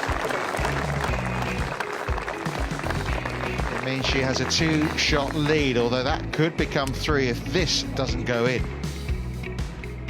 Oh, the run's come to an end with a bogey. She had 5 or 6 birdies in 7 holes and has now bogeyed the 16th. So that means there's now 5 players at 12 under par, all 3 behind Solheim Boutier. 2 more chances, she said. You can see there's a determination there, isn't there? You know, no sulking. On to the next going. 2. You've got to just keep going. And there are chances as well on 17, 18, even though the wind has changed. But it just shows what 16 can do now with that into the breeze path thought. Yeah, because she doesn't seem like it at the moment, but Solheim Boutier is human naturally, and just because she has been doing this now for 7 3/4 rounds doesn't mean she'll be doing it for the last quarter. No, you never know. You know, you're getting close to winning, aren't you? And one negative thought. This one right to left, left to right at the end. Keep coming back. Yes. Yeah, you feel like this is what needed to happen. Someone in her face, someone in her group needs to start making things happen, and that's an important birdie for Patty Tavatanakit, her first since the 5th. You've got to let them know you're still there. You've got to make them earn it. Hyo-Joo Kim has another birdie look here on 15. On a similar type of run as Aileen Kim. She's 6 under par for her day, and in that group at -12.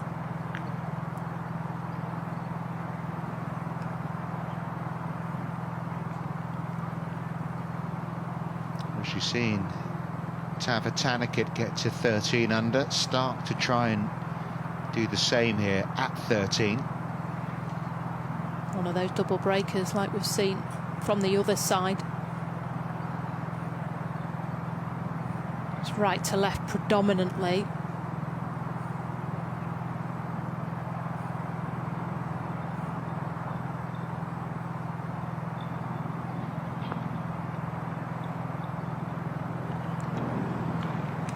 Agonising.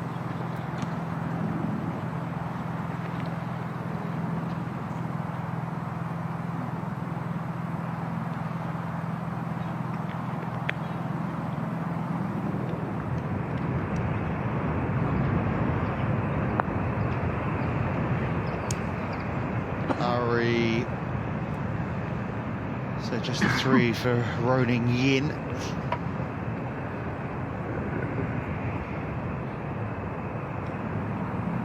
Like Boutier looking to win for the 3rd time this season.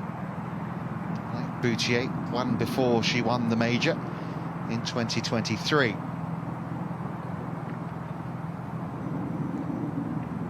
This is on nearly exactly the same line as Maya Stark's.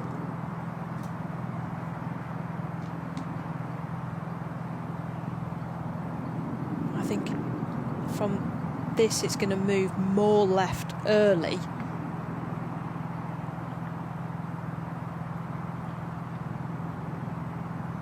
So Starks with a couple of inches from right to left.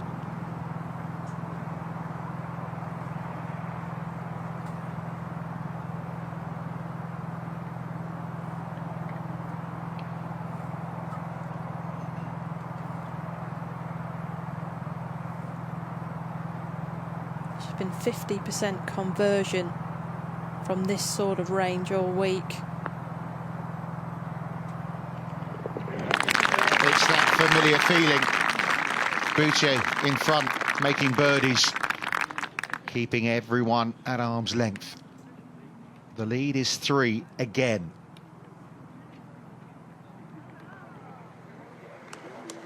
They can't get nearer. It's on repeat, is what it is. The way her holing pace is second to none this week.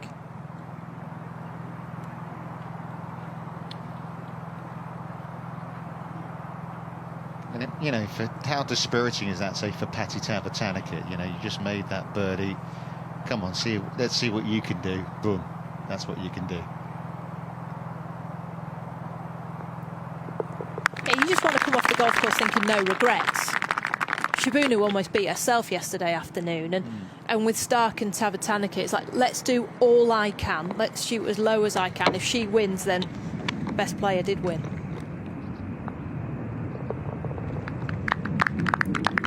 And the likes of Yeoju Kim, they've got this free hit. When you're in the final group, you don't really have that as such. This is the chasing pack.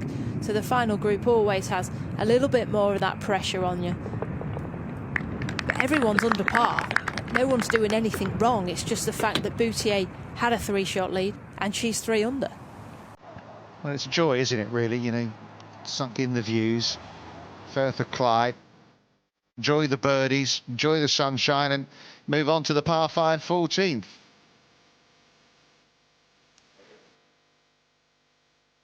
This par 5 has only barely played under par, like 0.05. It's nothing. It's a true par 5, but with a changing wind direction, players can get there in 2 now. 515 yards.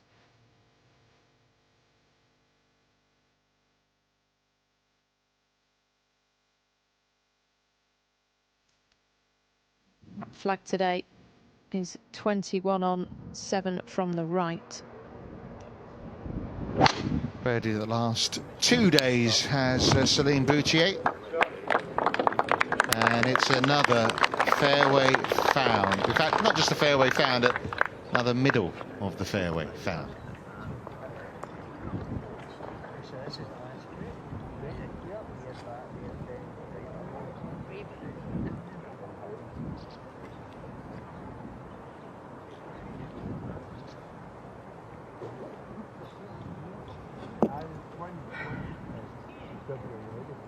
Boutier's only missed fairway today came on the 12th, and that's exactly where she was aiming, to miss it down that left-hand side. Tavatanakit's hit the driver well today. 2 eagles on Friday and Saturday, a birdie on Thursday.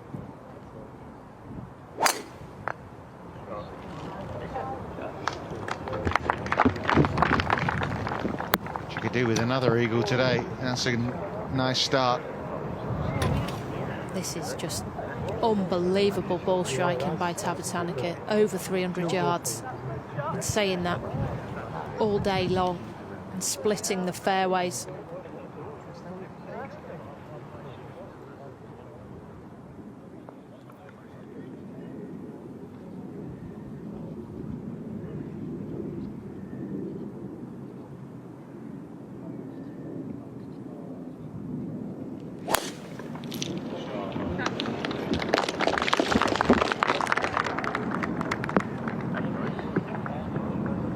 Let's see if she can catch her.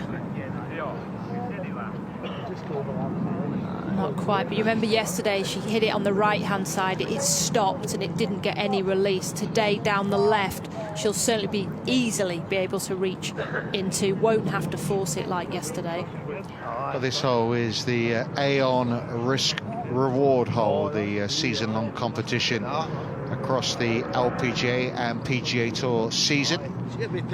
Every tournament during the year has an Aon Risk Reward hole. This hole itself has, through the 3 rounds, has played slightly under par.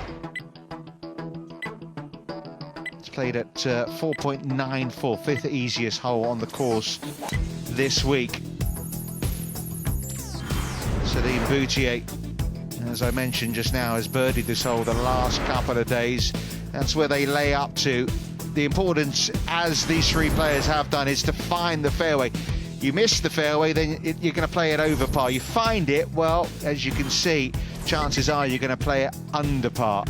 Some players have managed to get there in 2.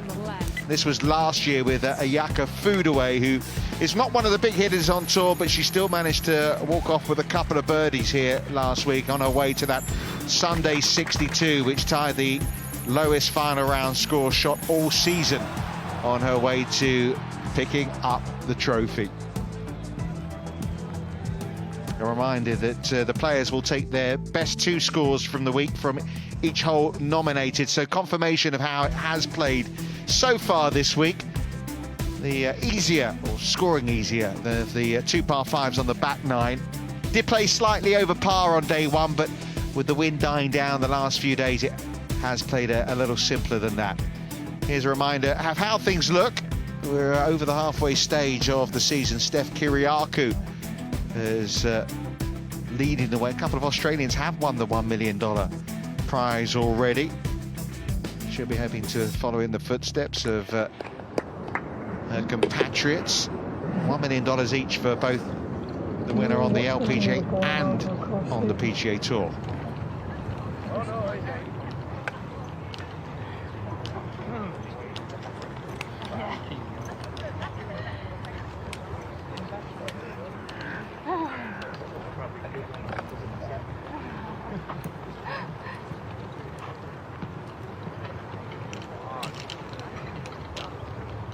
See that Ailim Kim there tied for 3rd place after dropping that shot on the last hole.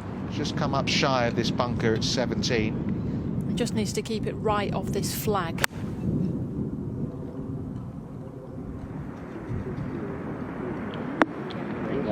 Oh, she said 2 more chances. There's one right there on 17. Yeah, I like that attitude. That was good to see. This is the first lick today at 18, and it's an eagle putt here for Esther Henselite, who made a bit of a mess of this on Friday, but a little bit of a range round of 69 and another top 20 finish, it looks like, after doing that in Evian last week. Heads off to Walton Heath in good spirits. Played there a few times. Her caddy, come boyfriend, Reese, is good friends with the director of golf there, so they've had a good few looks around Walton Heath.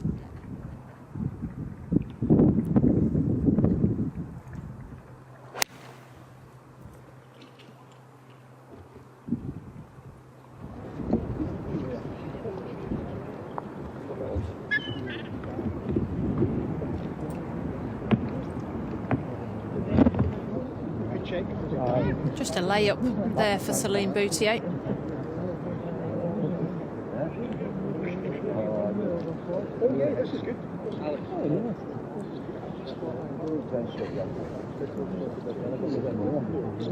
Talked about playing to her strengths, knows what she's good at. She's taken a little while for her to maybe come to terms to it and feel comfortable enough with it. Yes, she had won a couple of times, but you feel like the last couple of years, I know she didn't win last season, but her consistency was far greater last year. Now this year she's just pushed on even further. Hey, look, you don't want to be... She's not sure, that by no means, but she's average. But if you're average and wayward, that's not going to do you any good. And her strength is the 15th club. It's her brain. And actually, the closer she gets to the hole, the better she is. Scrambling, putting. So people are always envious of what you don't have. I bet Maya's thinking, I wish I could putt like she did. And she might be thinking, I wish I could hit it like she did. Nobody's a complete golfer. You just have to be the best that you can be. But it is getting to that stage of the tournament where the likes of Stark and Paddy Tavatanakit are thinking they need something special here. 19-degree hybrid left for Stark. She will be going for this 14th hole.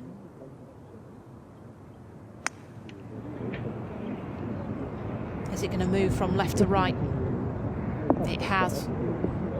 It's a beautiful shot. And it's not the easiest leave. So many options left there with a chip.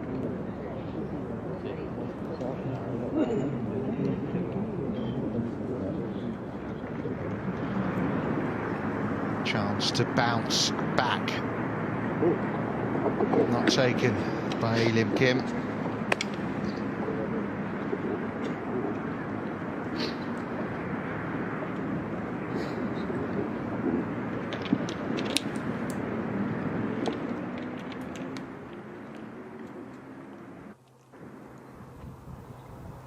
Oh, this is where she can take advantage of that power.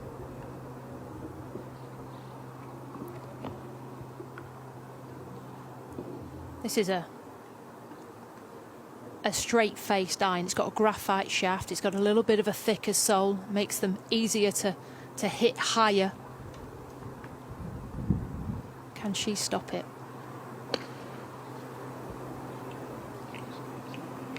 Down the left-hand side.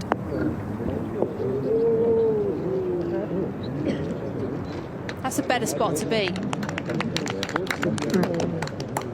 She's at least on the same level as the green, whereas Stark is below it and has way more green to work with.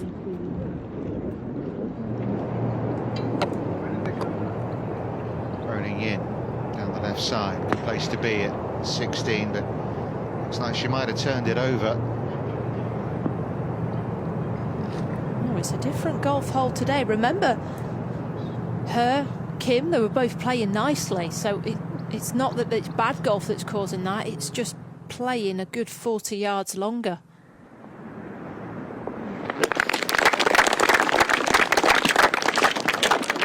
One hole to go.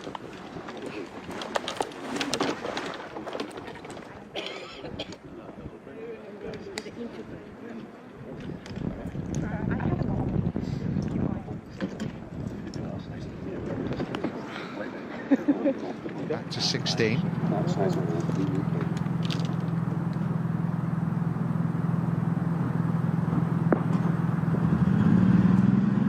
And even the best at hitting greens misses on 16.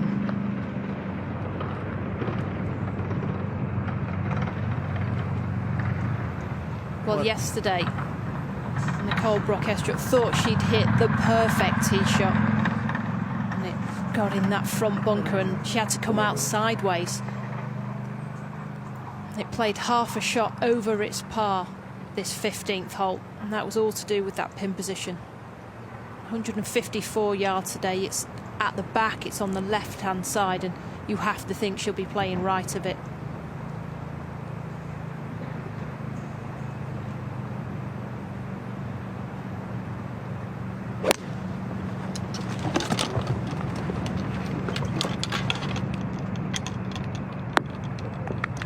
Lesson learned.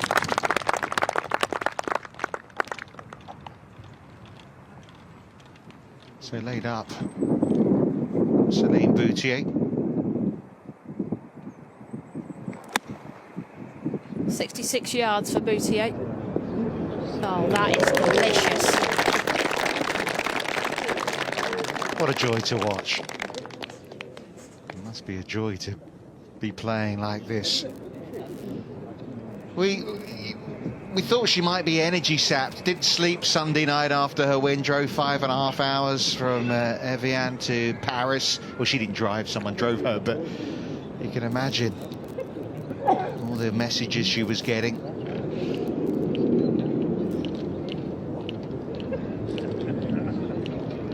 Beautiful touch there by Yin on 16.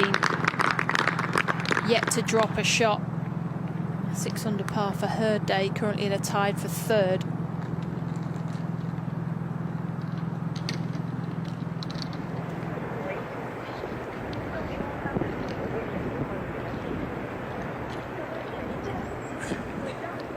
Once again, they know Boutier's in birdie territory. She's keeping the foot down, isn't she? Maybe that's why Boutier didn't go for this. It was a longer shot, and the front bunker is a good 10 yards short of this green. That would have left herself a 30-yard bunker shot. Stark, where she is, isn't great. Plenty of room to work with here for Patty T, though. She's got a 30-yard chip from left to right.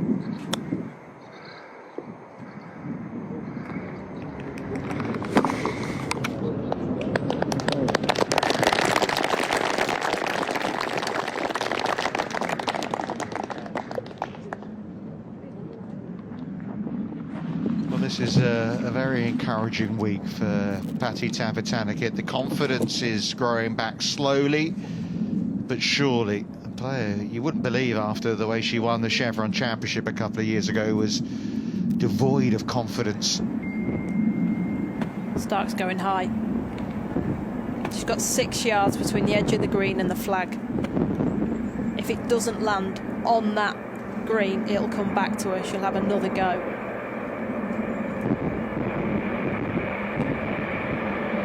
Has to lay the blade open, flick the wrist at it, try and get some drop and stop.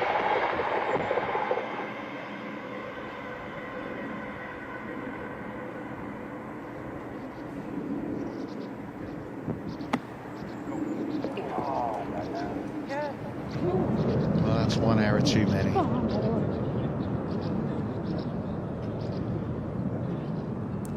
Practice swing seemed a lot longer than the actual one.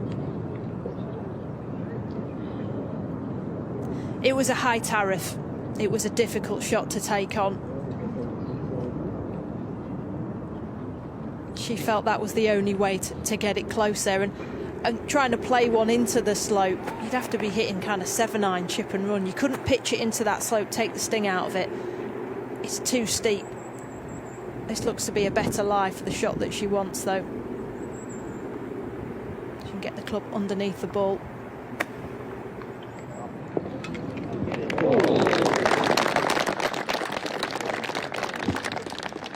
But she's going to be putting for par before Solheim Boutier putts for birdie. And you feel chances fast disappearing now for Maya Stark. Third shot up at 16 for Hyo-Joo Kim,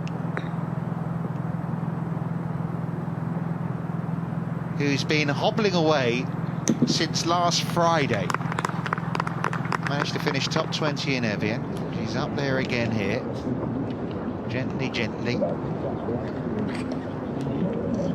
I'm keeping an eye on the 3AIG Women's Open spots as well. Nicole Brock-Estrup is looking really good, and it looks like it's, at the moment, it's not guaranteed that Arpachaya Yubon and Sarah Kemp will be taking the other two spots. Nothing's guaranteed just yet. Mi-Hyang Lee is their biggest danger. Sarah Kemp's got 3 holes left to play. She's currently 1 under par, 8 under total. Yeah, Mi-Hyang Lee, the biggest danger, is at 4 under. So, as I say, looking good for them. Nothing taken for granted. Well, had to hold a decent par putt here yesterday, did Stark. She's facing the same again. Finally, she's got an uphill. She can have a go at one. But unfortunately, it is for a 5. Boutier's in there close, as is Tavatanakit.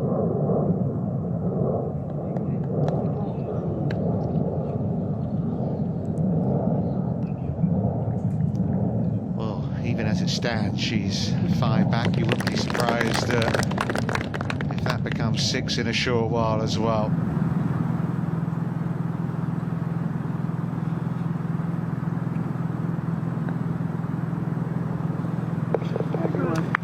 Very good save. No bogeys so far, and that run continues. Well, we mentioned Nicole Brock-Estrup.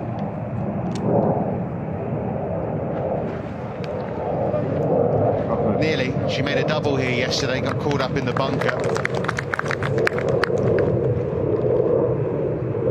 Now, I can't tell you how many times I've said this the last 2 weeks. It's Solheim Boutier for birdie.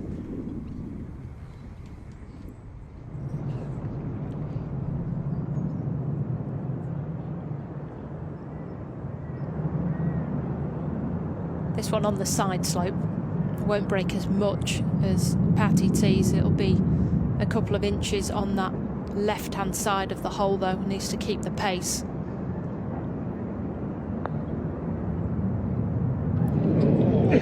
Well, there's a big surprise.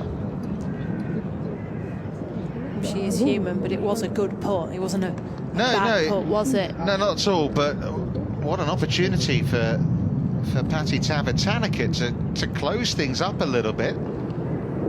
This is Yin to match Hyoju with a par. And there's a surprise as well.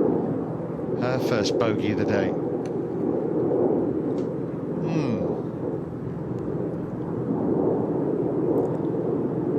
Well, it shows that, you know, there's a bogey there on 16. They didn't see that on the golf course, other than somebody making an unforced error.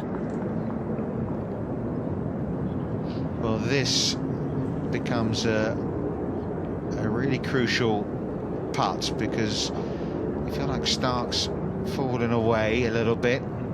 Just saw Yin make bogey. We saw drop shot from Alim Kim. Who's emerging as the biggest danger? This goes in, I think it'll be pretty crystal clear. This one from the other side will move from right to left. Pushed it. Well, that is a big let off for Boutier. Not that she probably needed it, but golden opportunity missed there.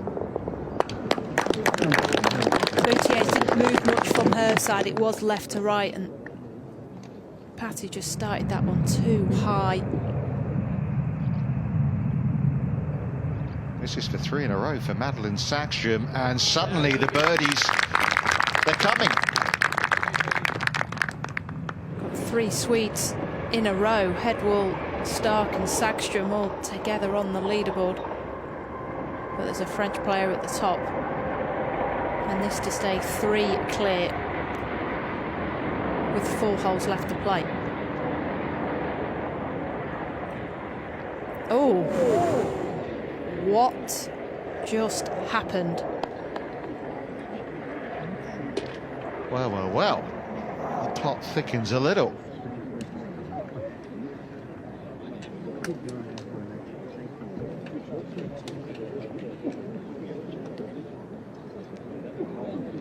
There's the moment of doubt.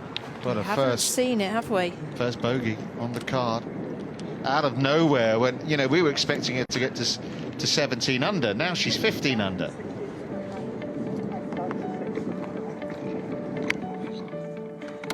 Well, this is far from done, isn't it? This 3D Group Women's Scottish Open. Solheim Boutier with a rare drop shot out of the blue. Patty Tavatanakit, imagine she'd have made her putt. Still, the lead is down to 2. Alim Kim and Hyoju Kim. Well, they've still got the par 5 18th to come. Trying to set the target. Rona Ying's drop shot takes her alongside Sackstrom, who's birdied the last 3. Stark back to 11 under, but she hasn't lost ground, even though she made that bogey at the par 5. And off they move to the par 3 15th hole. And what a lovely backdrop to this hole. There's Aaron in the distance.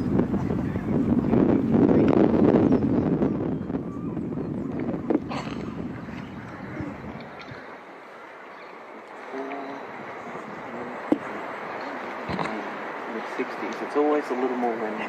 Yeah.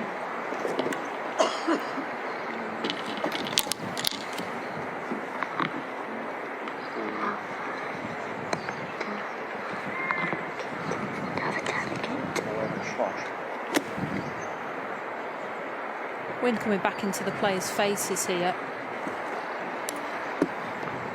53 times. 65-ish. That's a very nice one. Playing a 165 number here. Flag today 154 on. So about a 1 club breeze. Always feels stronger as it gets around this green.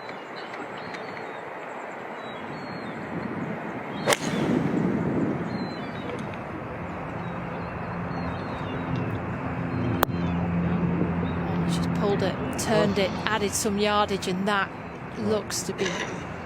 Ouch. Yeah, That got in the low point, didn't it? Well, Solheim Boutier just opened the door a little bit, didn't she, for Patty Tavatanakit there, and once again she's failed to take advantage of it. How often when you take one more club you try and play a bit more of a quiet swing and you turn it over and it goes long. So where's the sensible spot here for Boutier? 25 feet right of it. I mean, it suits her draw though, so it can be really tempting for her. The flag's 6 from the left-hand side. I just like hitting it at the TV tower. If it moves, it moves. Yeah, I wonder whether she's unnerved a little bit. She said yesterday she made a bogey and it actually energised her. It woke her up.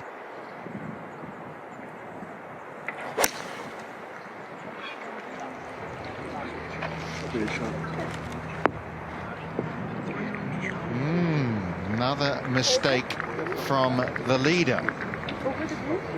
She actually liked the hit, but I get that, but you don't want it missing a 3-footer, the hit. You know what I mean? Like that. She had a birdie look, a real birdie look, and she's walked off. That's a shock in not the right way. If you make a bogey by missing a green, not getting up and down, fair enough. I take your point. Yeah. But if you have one of them left on the next hole, and I bet Maya's thinking, maybe I'm not out of this yet. There'll be a few others that might glance up to the leaderboard and think, hello. she's got 7 iron, so it suggests that she's playing it just over 160 yards as well. So a 1 club wind up there, back into the players' faces. Can she hold the back edge?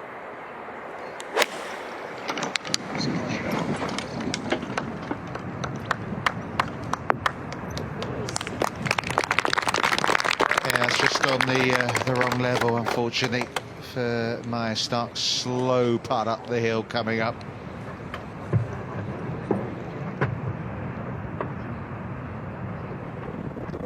So this 3rd into 18 for Alim Kim.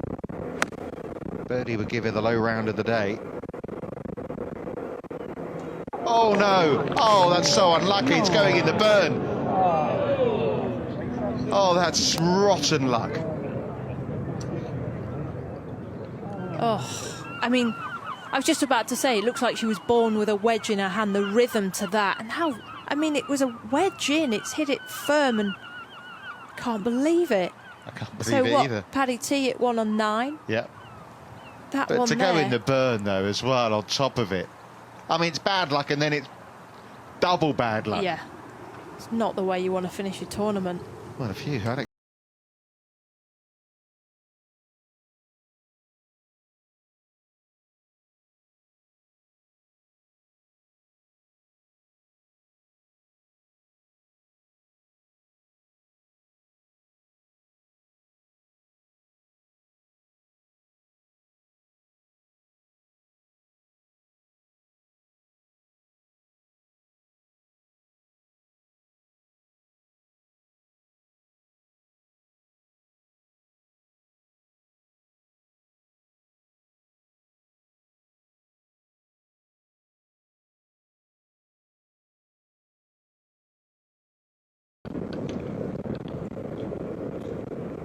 Well,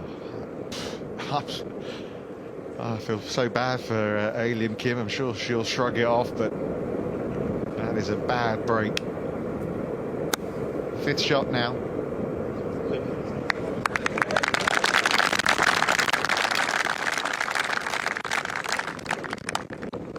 She bogeyed 16, remember.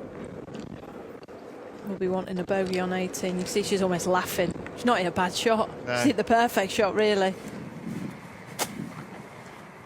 Well, we haven't seen the line of Solheim Boutier. I mean, this could be worse for Tavatanakit, but... Well, yeah, I suppose a foot either side and she's in even more thick stuff. But just getting the control, it's so unpredictable at the back of this green.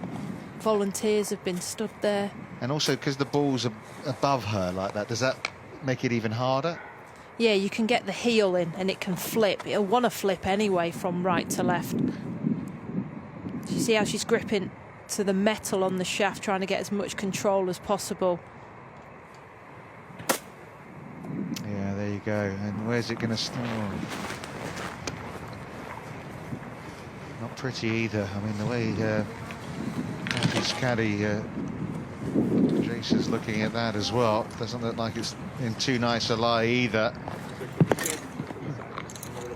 Pounds the ground in frustration. Next is Boutier. I haven't seen her lie yet. Well, she had the most audacious up and down earlier in the week from this back edge. So the green is above her. There is a ball in there. Nestled, isn't it? She's going to have to play the bunker shot. The thing is, you don't want it to fly over and run down all the slopes. So you need to swing this with some energy, but in your mind you're thinking, oh, don't go long. So it's really easy to leave this short.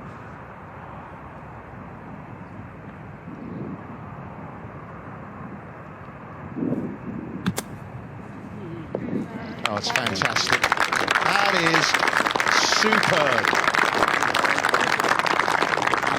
Just as the doubts might be setting in, she produces that, Solheim Boutier. Marks out of 10, Sophie? Can you go to 11? She's the best at scrambling. I said that closer she gets to the green, but stats suggest she's in that top 5 for scrambling on the LPGA, and something similar needed for Patty T here. But just the circumstances of it all as well, you know, given what happened on the last green, the tee shot's gone here, and... But once again, they've given her a chance in the sense that she's just seen a playing partner duff it. So it's like, well, you know, she's not making 3. And the way she calmly goes about things, there was a jab there from Patty T. There's nothing like that in Solheim Boutier's action. This is 17 for Hyoju Kim.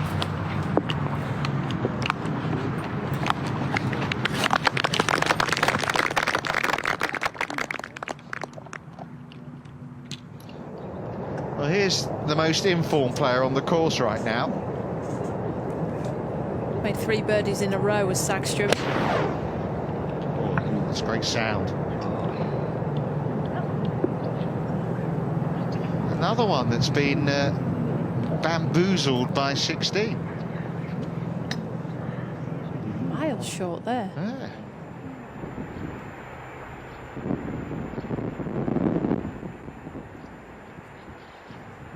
Well, it kind of feels like now or never for Maya Stark, although this is not an easy putt, is it? No, she is on the wrong level, but can use her caddy's feet here as a little marker. It'll go from right to left.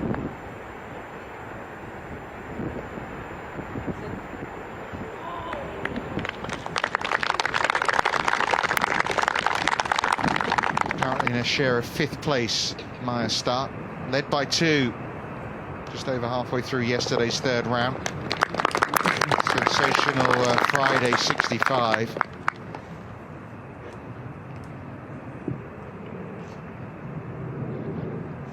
Winner of 6 Ladies European Tour titles, one of them co-sanctioned like this week with the LPGA Tour just about a year ago in Northern Ireland. Here's the really unfortunate Solheim Kim. It's a bogey finish. There's bad breaks, and there's what she had. 2 bogeys last 3 holes, round of 66. Sometimes you just got to laugh. I think so. Hitting the flag with a wedge. I mean, it's going inside 4 feet. It ricochets off that pin and goes into the burn. in the clubhouse at -11. That's the clubhouse lead. Tavatanakit's 13 under, but in trouble here on 15.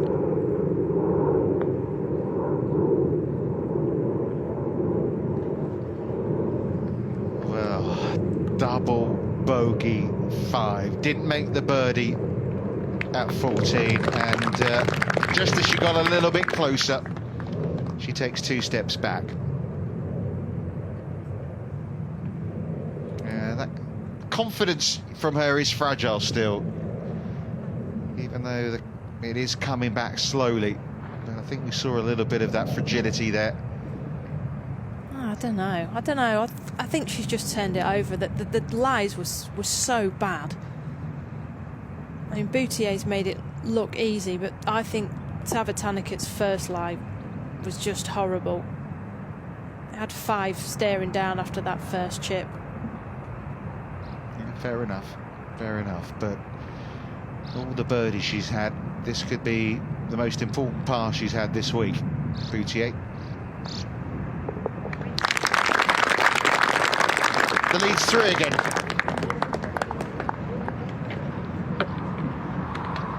You'd give players a go at getting that up and down.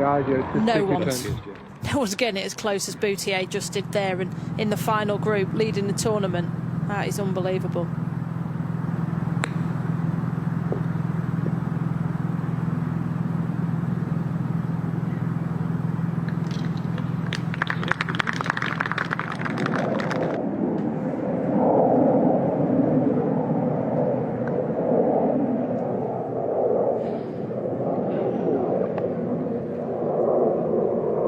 Fantastic effort using that putter as a crutch at the moment.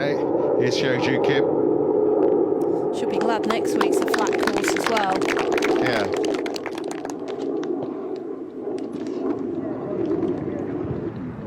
Well, the wonderful backdrop of Scotland and the Ayrshire coast. Been another excellent week. 21st edition of the 3D Group Women's Scottish Open, 7th co-sanction between the Ladies European and LPGA Tours. Boutier runner-up last year behind Ayaka Foodaway. 3 clear, 3 to play.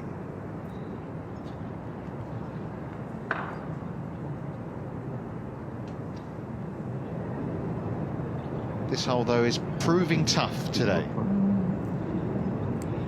Different is what you would suggest 16 today. It's 413 yards with the pin at the back and the wind playing into.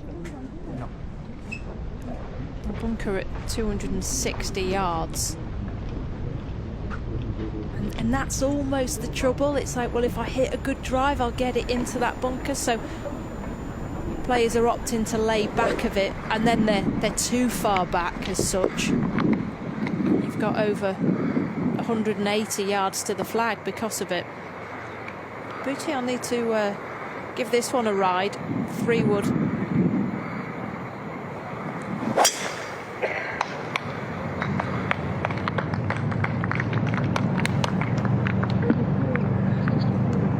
Down the left, creating an angle to the right flag.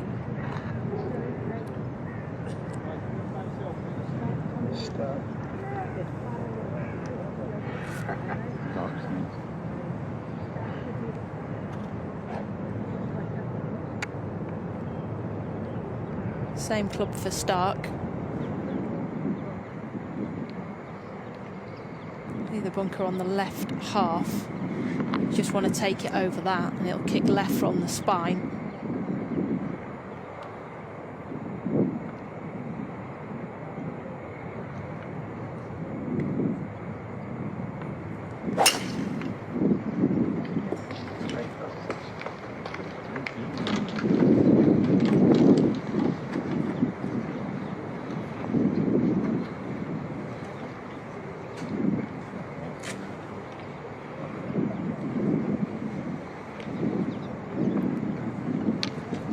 So Tavatanakit is now 4 behind.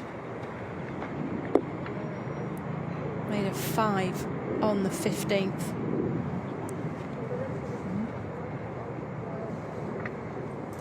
Same club again, 3 wood for her.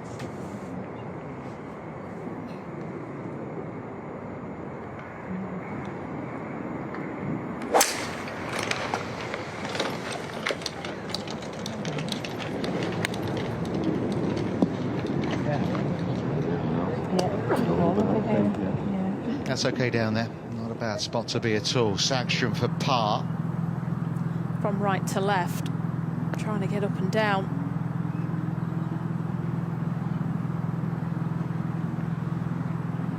Well, these are a poor few holes for Sagström. Looks like a chance of winning mode. You feel has gone, but she could jump into the automatic spots for the Solheim Cup here over the next few holes. Up at 17, Ronan Yin to move into share a second place.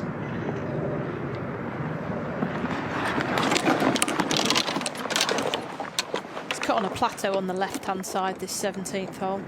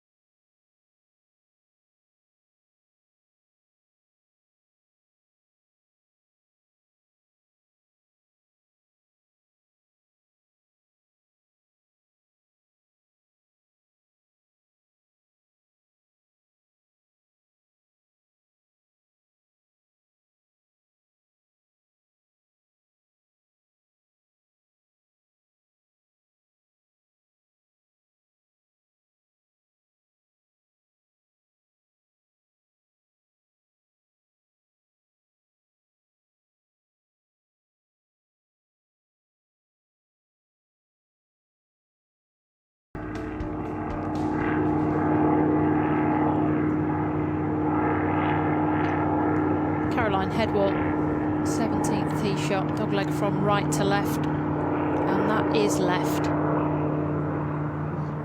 They got it.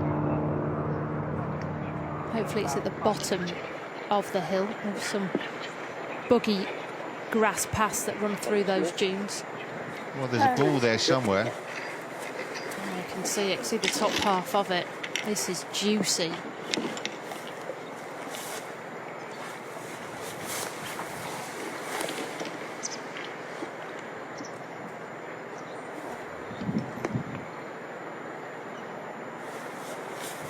Got 15 yards from landing on the green to the pin.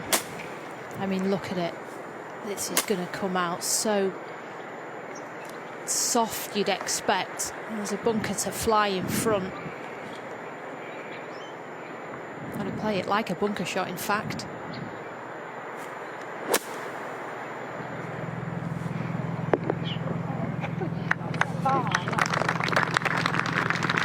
It's a very good attempt.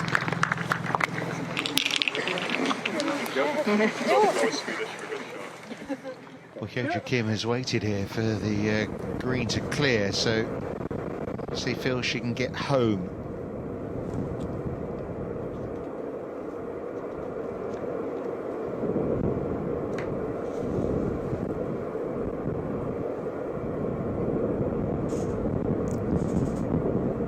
Winner of the Evian Championship herself back in 2014.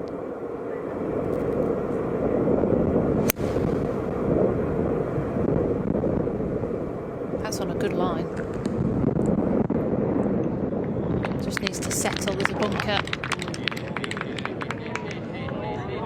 We stay here on the side anyway. We stay on this fairway. That's not going to be good with a bad ankle. No. No, around here. No, it won't be. Boutier now. This is sandy down here. You see the divot that came up. A low point, a popular place for players. Well, yeah, Hyoju can get up and down. She'll get in the house at 13 under. Boutier's got a putt to stay at 15 under. Needs to land this. It's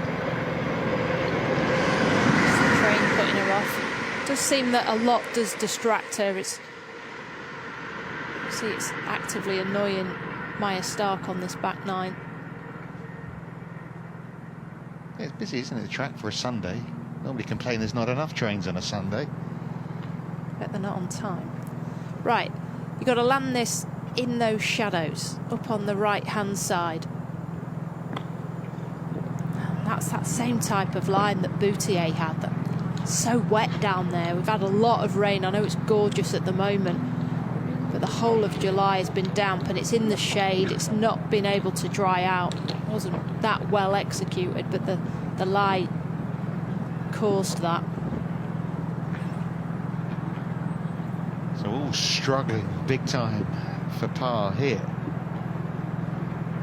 Is there an opening for Hyoju Kim?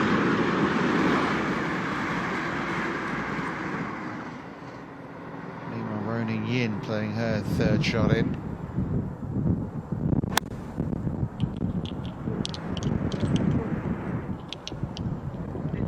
She might have been a surprise name, Sophie, to some winning the major, but she looks the real deal. Yeah, she does. On the LPGA Tour, she won three events in a row and then came over to the LPGA, won out there, and it's got a gorgeous golf swing. I love the way her transition works. It's very McIlroy-esque with the hips going one way as the arms go the other, and some talent. But, you know, things can change. We've seen with Tavatanakit when she won the Chevron, everyone thought, well, how many? How many, yeah. I mean, yeah, when she won at Rancho Mirage, it was just an exhibition, front running, amazing golf.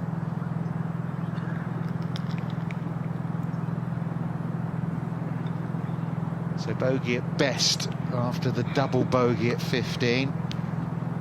All the adrenaline disappearing, frustrations growing. Headwell didn't go down to the bottom of the mound, so she's on top of it on 17, just hacking out. Just shows you what can go wrong. And remember, Boutier's got a fairly lengthy par putt to come at 16. Hyoju Kim's up at 18 with a decent chance to get up and down.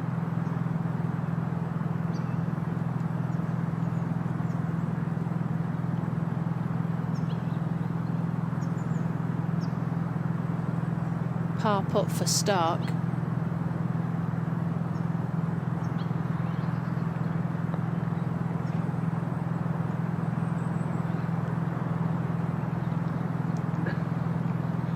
So second bogey in 3 holes for her.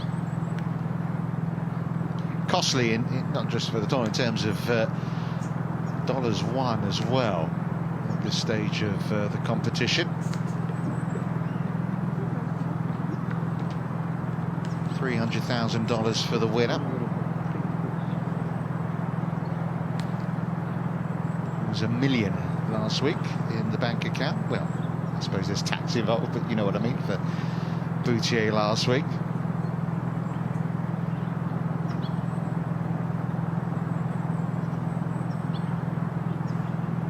Well, she'll know that at the end it's going to go to the left-hand side. This to avoid her second bogey in the last 3 holes.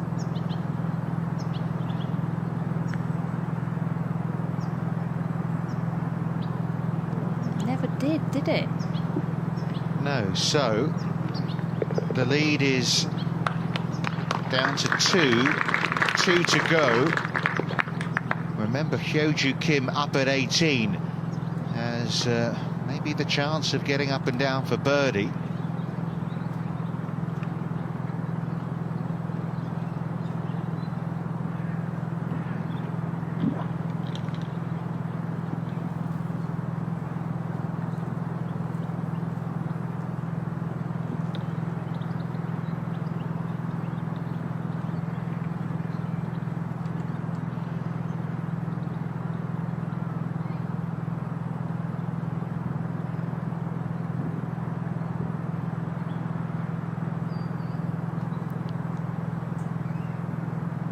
Well, we hope that one might be a change of things for Stark. A hole in 1 on 6, but the back 9, she's over par. 1 over at the moment. This to be 2 over for the back 9 to drop to -10.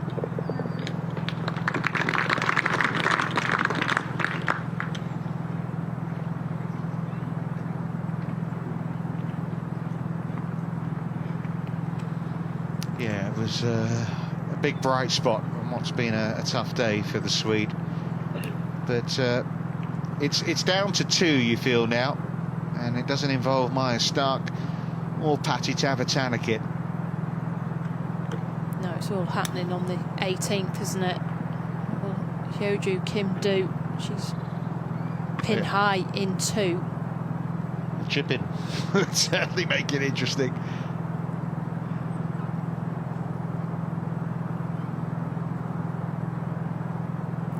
The 16th's got another victim.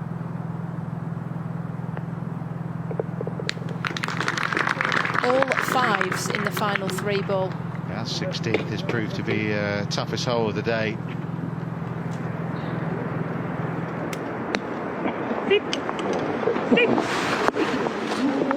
Oh, Caro.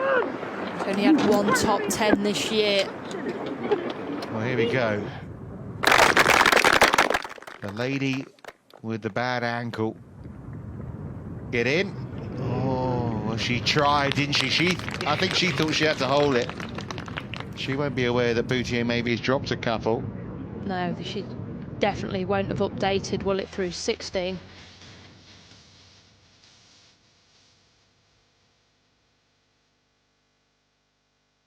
Well, this is the 17th, Sophie. 391 yards, a dogleg from right to left. To carry the bunkers on the left-hand side, you need a 230 tee shot. Players are going to either decide to lay up right to the corner or go over the corner. Boutier will play right. The other two, nothing to lose. They're going to go straight over the corner with driver.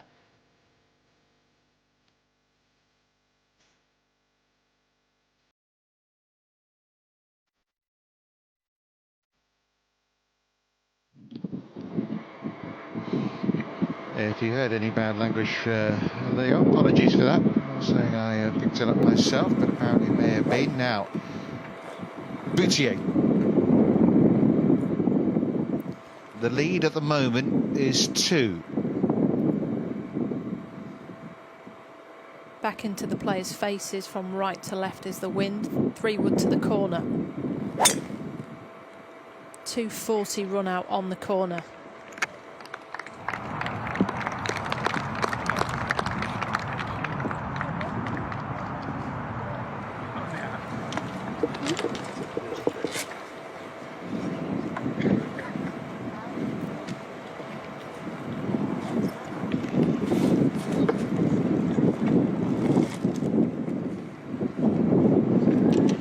It's a little tenser than we thought it might be. I mean, wasn't expecting Solheim Boutier, hadn't dropped a shot all day, to throw in a couple in 3 holes.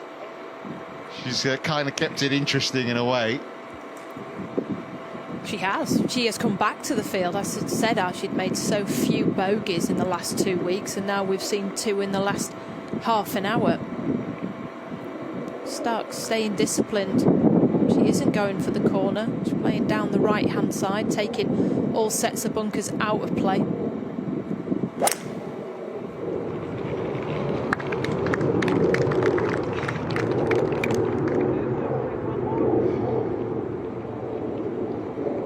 Guys, hold up down there.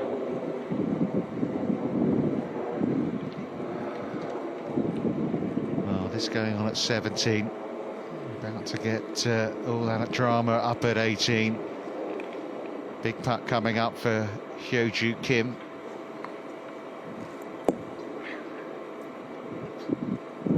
Here she is. This to set the target at 13 under. This for a round of 65. From right to left. She's got it, you know. Beware the injured golfer, they say. She may be hobbling, but it hasn't stopped her from shooting the equal best round of the day. The player who leads the scoring average on the LPGA Tour. #1 in strokes gained total, #1 in strokes gained tee to green, #1 in greens in regulation. Hasn't won, but she has narrowed that gap to 1 shot. This has got very interesting. Bogey-free round, -7, only a 1-shot lead, and I wonder, Boutier, I don't think she'll go for 18, you know. Well, a few little twists and turns. There's us saying, well, should Hyo-Joo Kim be playing this week? Yeah. We said the same about Boutier as well. Yeah, we did, didn't we? Yeah. What do we know? Well, maybe it's that free hit, kind of, you're concentrating on something else, in the sense of Hyo-Joo Kim's with her ankle injury. But like you've been saying all week, this is a player that is a top 10 machine. 55% of the time she's teed it up, it's been top 10s. Tee to green, the best. And she's showing it today. I mean, her stroke average is under 70, and that's improved with a 65. And it's been part of this hot group. Ronan Yin here for her birdie on 18, and she shot around the 66. Yeah, Andrea Lee was the other player in this group. She's yet to finish off. Well, the destiny of whose hands that trophy's going to be in, a little bit in doubt now. Nice tee shot down 17 from Solheim Boutier. I wonder how aware she is that Hyo-Joo Kim has posted that around that 65. The gap is down to 1 shot, as close as it's been all day.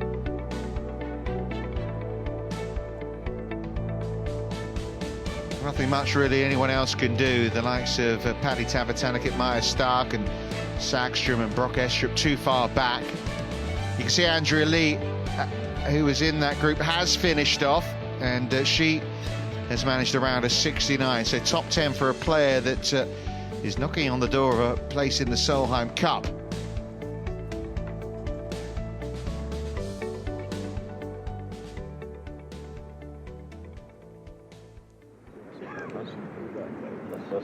It's not as easy a final walk this Sunday than it was last Sunday. No.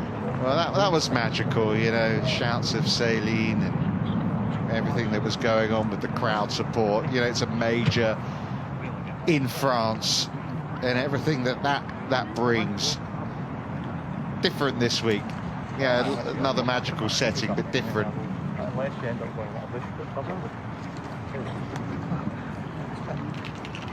I mean, she needs a par finish. You'd fancy her chances of doing that, but you know, who'd expect a bogey at 40?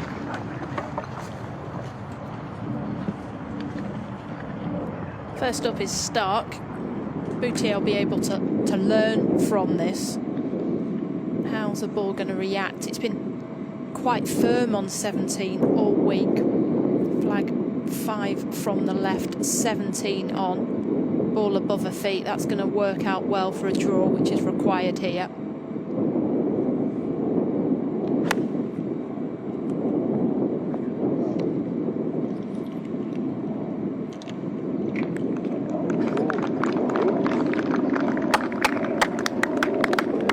And there's the release.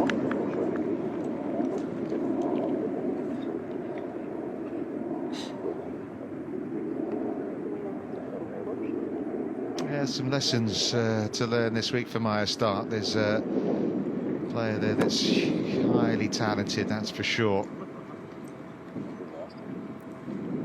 Plenty of loft in hand here for Boutier, so she is playing for that release, a player that draws the golf ball. So set up into the middle of the green and work it into that left flag.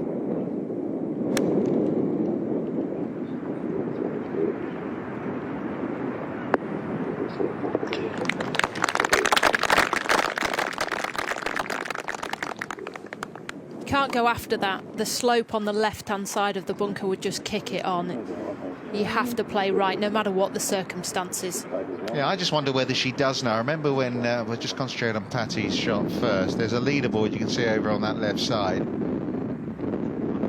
And she's being changed as Tavatanakit plays. No angle for her. Has to play away from the flag. As good as it gets from there. Because it was different last week at Evian. They have a lot of leaderboards, but they're electronic ones, and that they kind of show the groups and what they're scoring as opposed to an actual first page of the leaderboard. So a lot of the time she didn't know exactly where she stood, Solheim Boutier, whereas when she walks onto this 17th green, it should be crystal clear. We can see what it is here. Yeah, you're going to have to actively look away from that leaderboard not to know.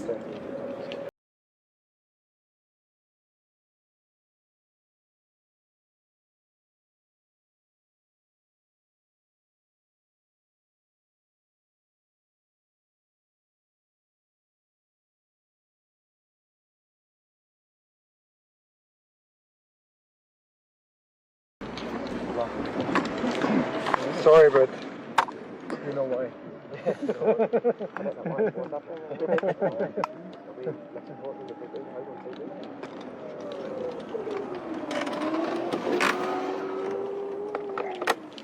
Well, Joju Kim, I'm sure isn't going anywhere just yet.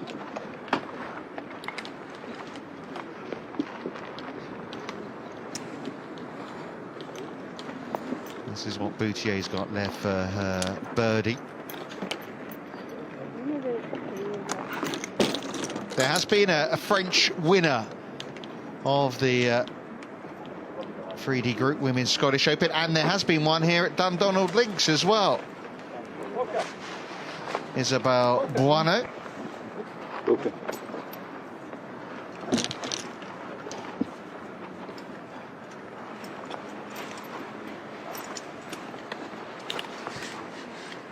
Good news for Boutier is Maya Stark's going to give her a read here. Perfect. Whole cup on a mound. Everything works away from it towards the left-hand side as Stark's looking at it now. And it'll be a touch uphill. So this is what Boutier needs. She needs to know about this small mound in order to make sure she hits it hard enough.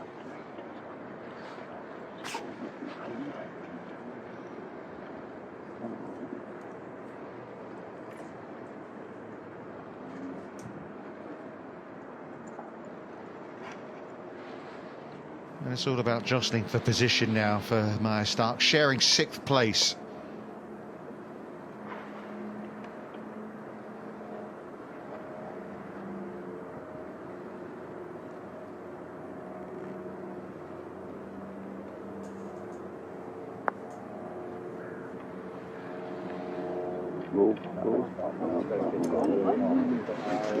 As you said, a very similar line coming up for Solheim Boutier. Had a few real good comeback wins. When she won in Northern Ireland, she was a couple back going into the final round. She had a 10 under 63 at Galgorm Castle. When she won in Germany last year, she was 3 back with 2 to play and won.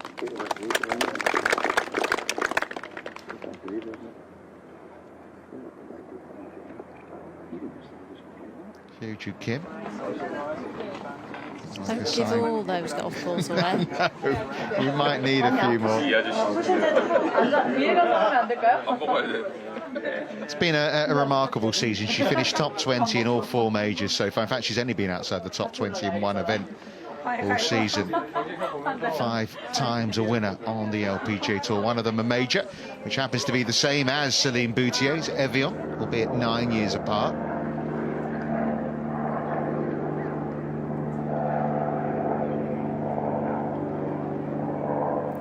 Got to say that this is a birdie look. I know we're talking about 2 pars wins, but it makes the 18th a lot easier if this one drops. Keep it on the high side. At least 2 cups from right to left.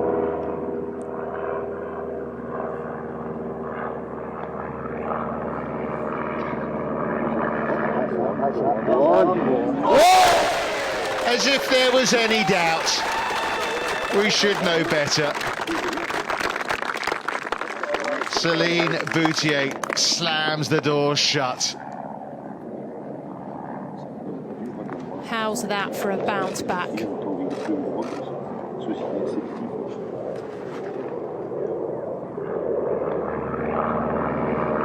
She thinks it's high here. I think you call that a bonus birdie and a welcome one. The 71st hole, she just bogeyed 14 and 16. But it's a little more comfortable. 2 shots, she can play 18 as a 3-shotter.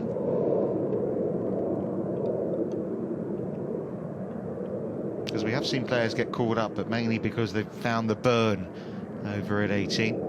Tavatanakit also for a 3 hit.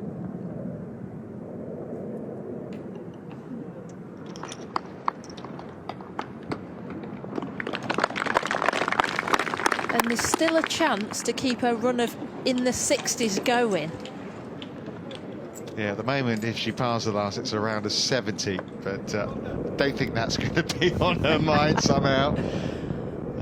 Brock Estrup, long way back, isn't she, for a 3rd? Trouble off the tee, so a 4-iron into this green. Just birdied 17. Oh, that is wonderful. That's where you need to be. Just stop.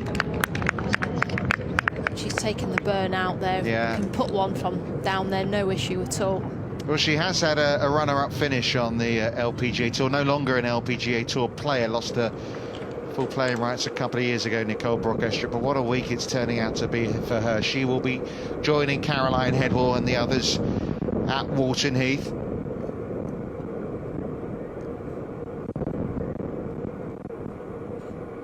190 front for Headwall. This is her 2nd. Use that similar type of line. TV tower is a good one.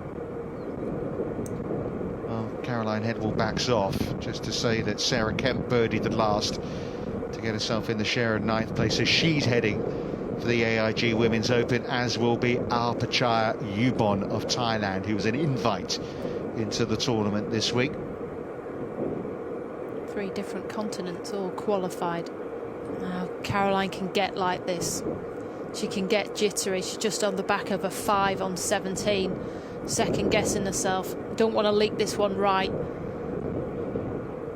There's a lot of cash on the line here. She's in a big group tie for 9th.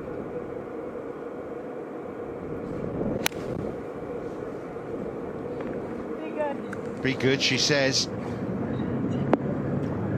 Oh, it was worth the wait. That might come back, you know.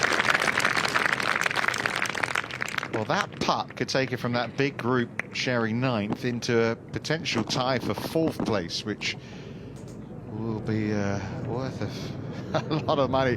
She backed off a couple of times there, but boy, did she produce.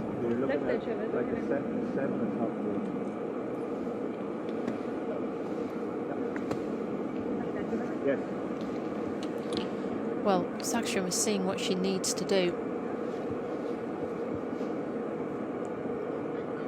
Wind is down from the left-hand side.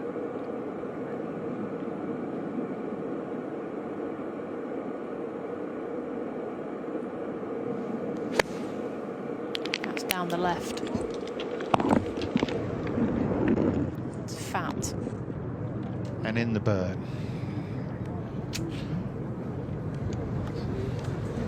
Well, there's some big Solheim Cup points on the line there for Madeline Saxstrom. Back on the tee, leader by 2. 511 yards, tees back today. And once again, it's a fairway finder. Maybe she could go for it in 2 with that. Check out the run. Finally, some links conditions. Would you go for it in 2? Two-shot lead? Absolutely not. I mean, she had the chance. She's inside 200 front. At Evian last week, she could have got home in 2. Didn't get laid up there. This will be full send from Maya Stark. Has to be careful of the bunker down the left-hand side. It sounds crazy. It's 300 yards off the tee, but the way that one ran.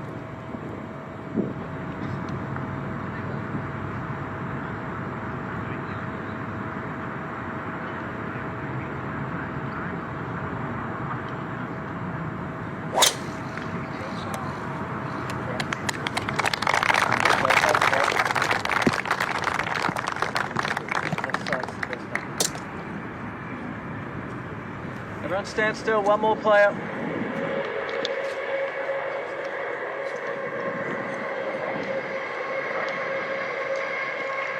The opportunity was there, you felt, for Patty Tavatanakit. Reachable par 5 at 14. Didn't birdie that, then the mistakes came at 15 and 16.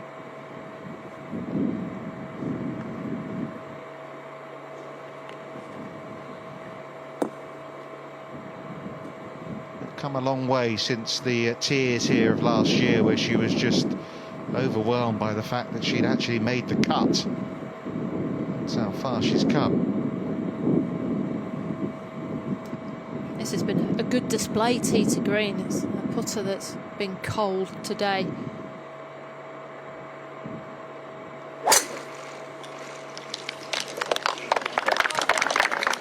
She's hit more fairways than she's done all week. She's hit more greens, so they can take something from that. But there's only one person in the spotlight again here. The last player to win a major and then win the week after was Eri Jatanagarn, who won the 2016 Women's Open and then won in the next start at the Canadian Open. But Boutier on target to repeat that trick some 7 years later. On the fairway at 8.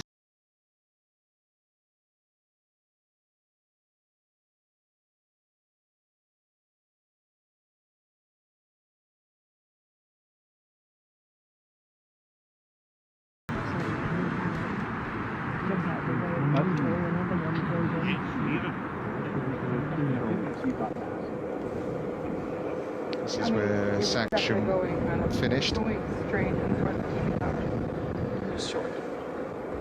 Yeah. It's Nato, you okay with this here, yeah? Yeah. Can they go back in line? She must have forgot that Caroline was Swedish there. I'll just try and get the. Just getting them. They speak English all the time, don't they? I mean, Shane's Irish as well, so she's communicating with him in English. So 54 yards left, and well, an error with the second shot, caught it heavy. There's a good 24 yards between that burn and the edge of the green where Sagström is now.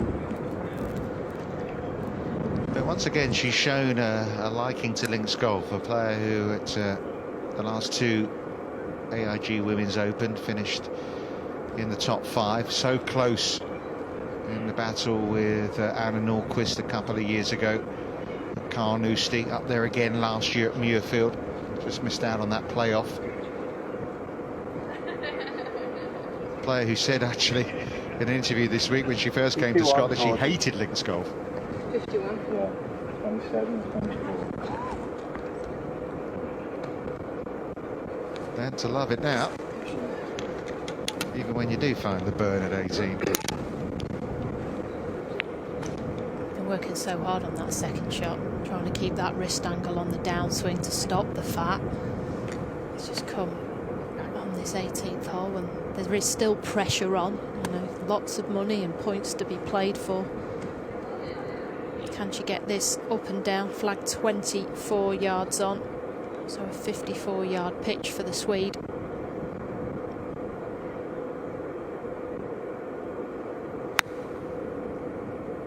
It's a nice strike. Has it got the nip? Not quite.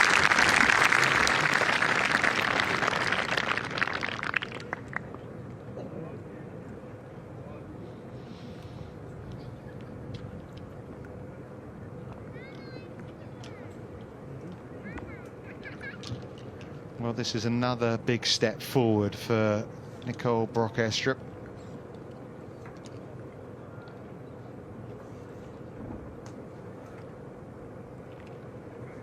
She's in trouble off the tee here, so this is going to be her 4th shot.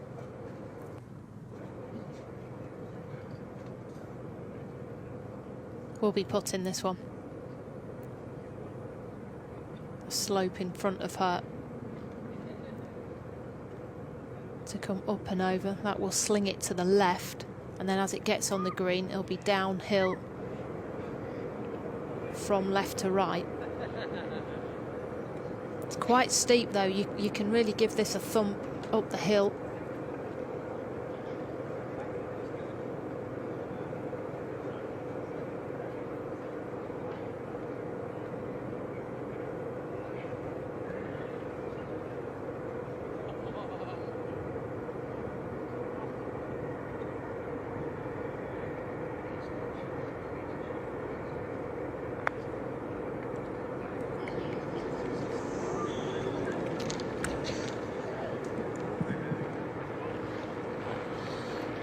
Well, she's a player who admitted to suffering with the nerves, the demons in her mind, as she calls them. And that's all it can be. You know, she's 3 under par at the moment, and that final hole, it is just one hole, but it means so much more. It's where the money counts, the final position counts, and it just came off in her hands there, didn't it? Boutier's waiting. Boutier can reach. Yeah, I know, but we were contemplating, weren't we, back on the tee whether she would or not, but she's waiting, and I think that gives us the answer. Meanwhile, Caroline Headwall has this for eagle. It's going to come off the shoulder from the bunker, a long way from right to left. This is a difficult eagle putt, even though it is a short one.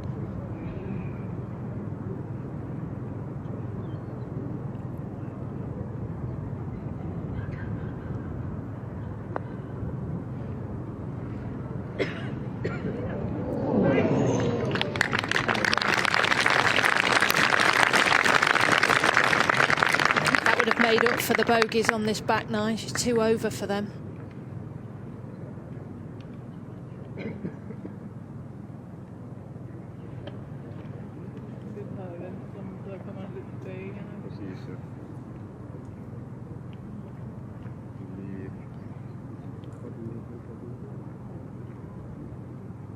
I think it's going to be Brock Estrup putting for par first. But the good news is she hasn't got to rush off to Hankley Common for tomorrow morning's tee time, which is where the qualifying will take place for those who still want to try and get into the AIG Women's Open. We had 3 spots up for grabs here at the Freedy Group Women's Scottish Open, and Brock Estrup's comfortably going to grab her place. Her best finish is 5th. She's currently in 4th. It's a right to left put here for a performance of the season. It's low. That's a shame. It's going to be a 6 on the last.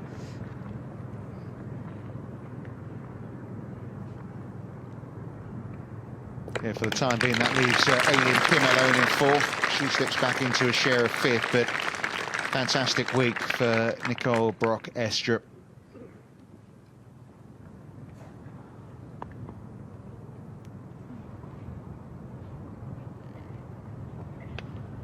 Let's take the long-term positives from that. Slowly conquering those demons. I think it helps that she's been talking about them.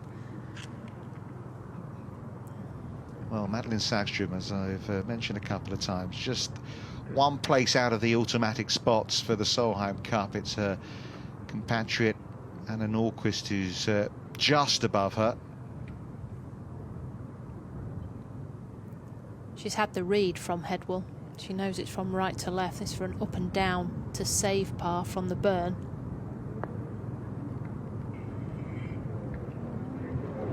That's a costly bogey. So she slips back to 9 under par. And around a 72.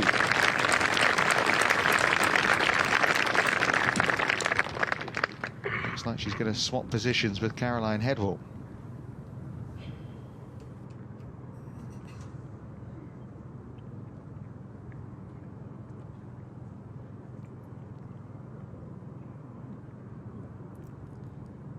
This for a round of 69.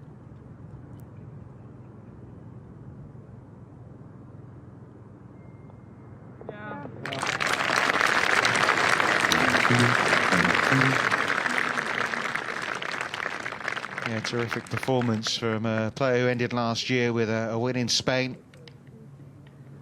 Caroline Headwell, top 10 here. At the moment in a share of 5th place. Just 3 players left to complete this Women's Scottish Open.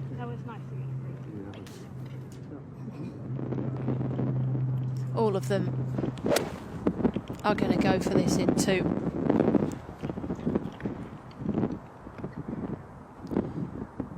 ...208 yards to the front of the green to carry the burn. Take away 25, keep it down the left. If anything more to the right, it will find the water.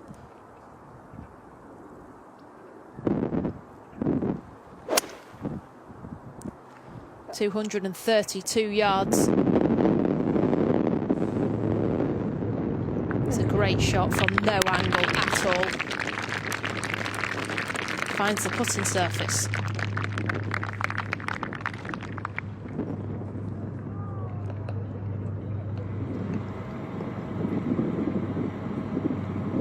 So rather ironic, isn't it, that probably for the first time today Boutier is going to be last to hit in.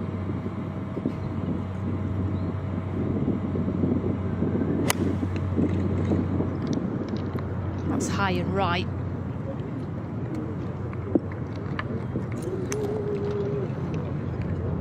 It's missed the water. Probably not the shot you want to see.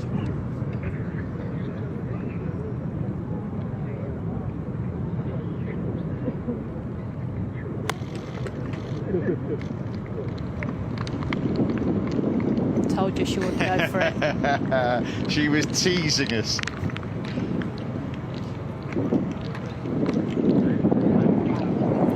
You think she laid up on the par 5 on the back 9, the 14th. Yeah. Well, what a couple of weeks it's been. What a season it's been, really, for the 29-year-old French player. Mum Jacqueline and Dad Christopher are here, as is her twin sister as well. It's been a real family affair. They've shared a house together last week in Evian. They've been camped up together this week as well on the west coast of Scotland. Having the time of her life, playing the golf of her life, to back up what she did last week on the shores of Lake Geneva is an extraordinary achievement. Hyo-Joo Kim can hobble away now. I think so. The calibre of Solheim Boutier, won already this season early. He's going to make it 3 wins on the LPGA Tour for 2023. He's going to go to the top of both the CME and the Race to Costa del Sol, both sides of the pond. She'll be number 1.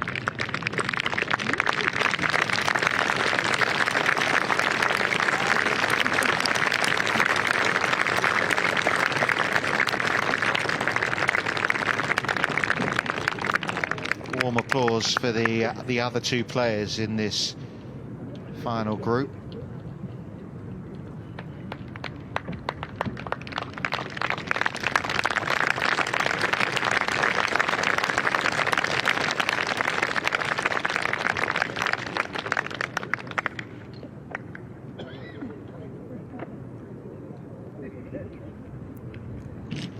Just needs to keep it short of this flag and take the bunker out of play. The bunker sits just past pin high on the left.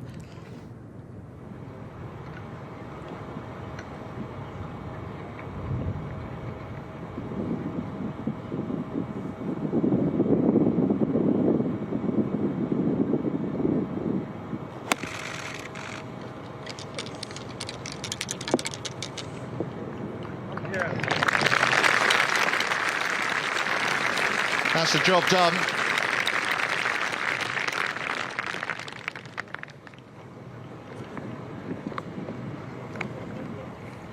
Well, she can afford to 3-putt that. Plays in a great rhythm. You see, there was no time to second guess that shot. Careful, Patsy. Yeah. I think that was a champagne bottle that just went off there. I think the Boutiers have gone early. Just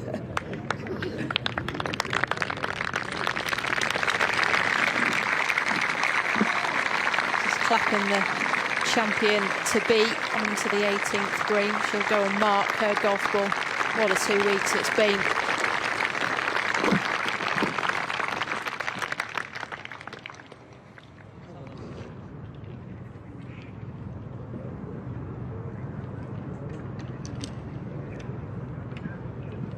Some important tidying up though here for Tavatanakit. She does have some green to work with.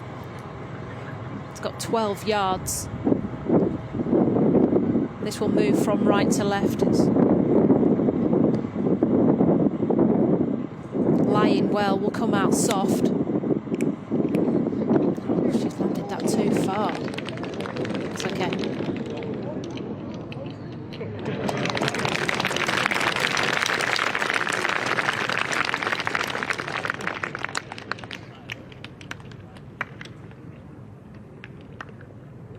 Oh, made it.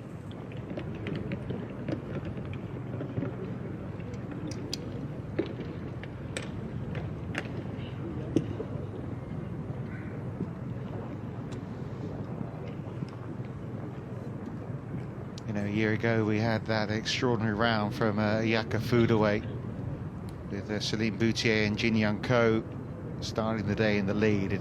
I think it's a sign of, you know, how Boutier's come on over those last 12 months, this time in the lead, this time, as was the case last week, as was the case early this season in the LPGA Drive on Championship, led going into the final round. She hadn't held on to a 54-hole lead before. Now she's done it once, twice, and about to do it for a third time this year. Experience, isn't it? She'll be thinking to herself all afternoon, I've done it last week. So just whatever I did last week, let's try and do exactly the same. Golfers are all about routines. Here's Maya Stark. She has an eagle try here. It's a slow eagle putt.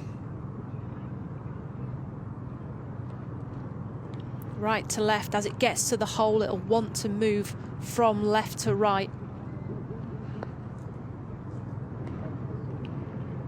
She didn't start it high enough.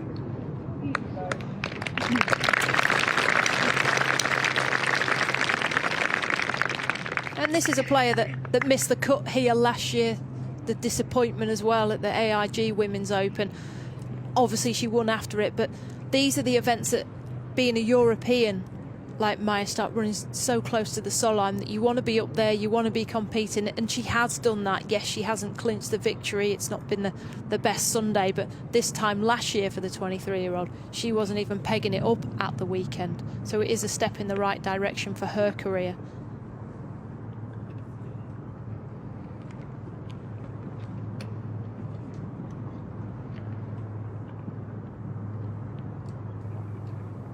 Well, it's becoming a familiar spot for Solheim Boutier. 18th green, 72nd hole of a big tournament, and the trophy all but in her hands already. And this one is quick. You just breathe on it, hit it outside the hole, couple of cups from right to left. Just die it down that slope, just push it out to the right hand side.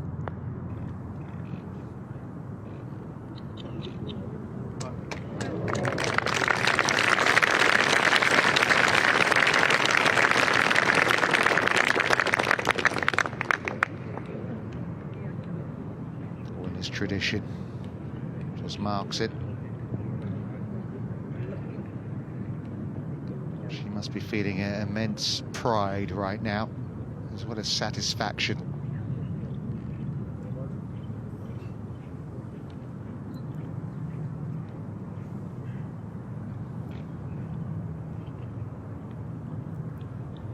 Dropped 3 shots in the last 3 holes, which has cost Tavatanakit, but this putt here can get her out of the pack, tied at 10 under par. It's from left to right. Can use that ball marker of her playing partner.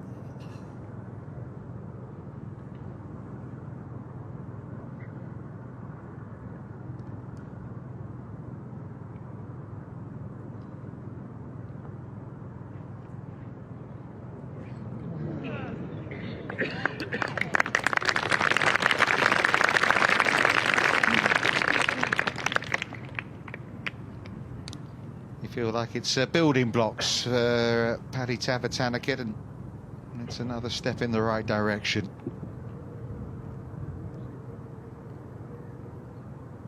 .66 yesterday from her. Round of 72 today. And another top 10. Getting herself back in the conversation. Just needs to get 4 rounds together.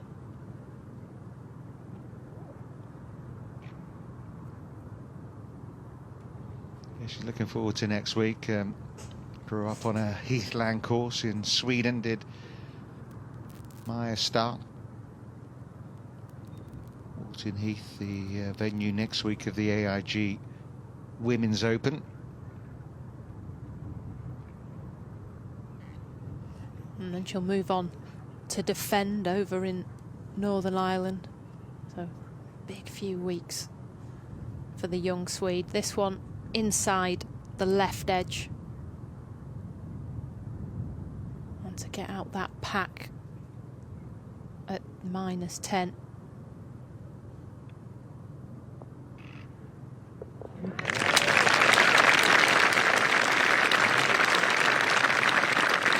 Well, she looks disappointed, and I suppose you can understand why. She had higher hopes, but it's 72-71 over the weekend. The woman of the moment from Evian to Scotland. Solheim Boutier does it again. It's a champagne Sunday once again for Solheim Boutier.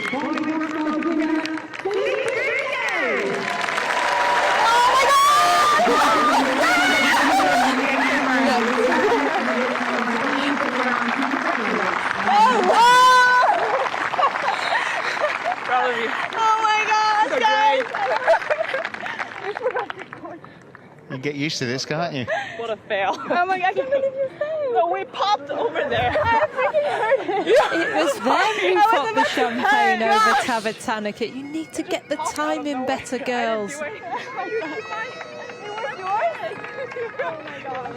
The moment that sealed the victory for Solheim Boutier in the 3D Group Women's Scottish Open.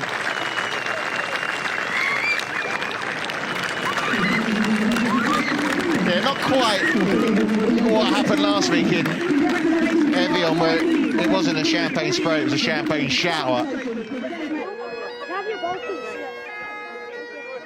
Amazing, amazing couple of weeks.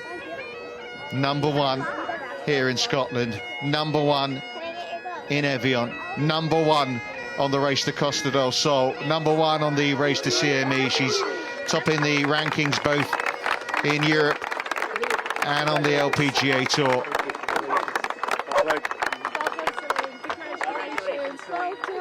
From a top player to the player in women's golf right now. Exactly, the player of the moment. Back-to-back wins on the LPGA Tour.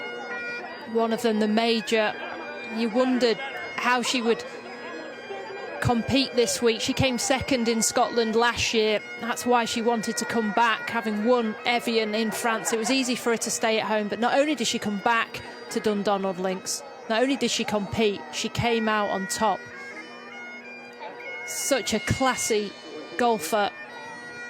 So the question here, Sophie, is what chance she makes it a hat-trick at the AIG Women's Open next week?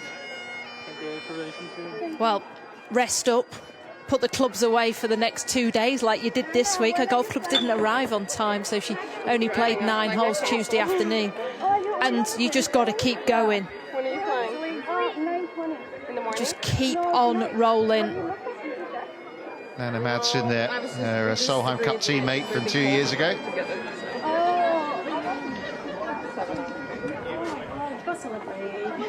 Yeah, a lot of the players had to go and get flights. That's why there wasn't maybe as many as you might expect, because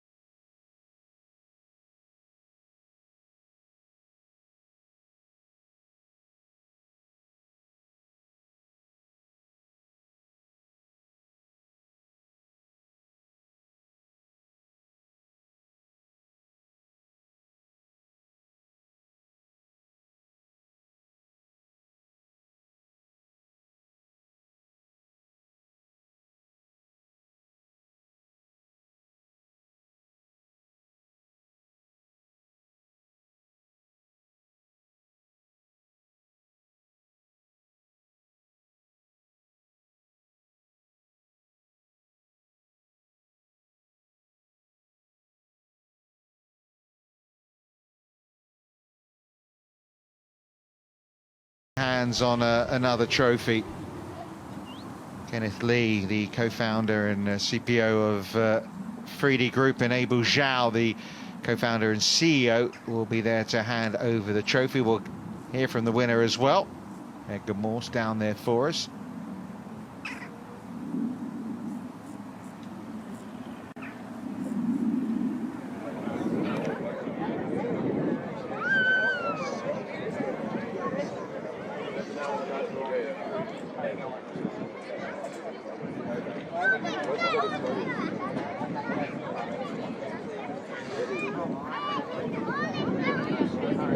Now the crowds are all waiting to see Celine get her hands on the silverware.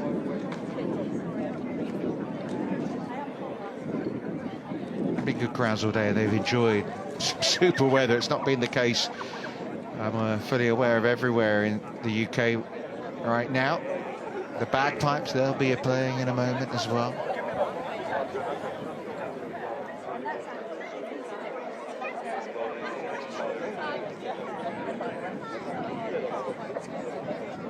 Thought we were going to hear from Celine Boutier, but she's popped away for a moment, as his champions want.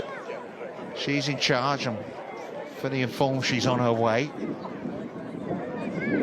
I'm sure she could float there if she needed to. I was just about to say, she must be floating. You wonder, you know, how do you keep this going? Well, I think you just don't acknowledge what you've done, and you just have to just keep the processes going, and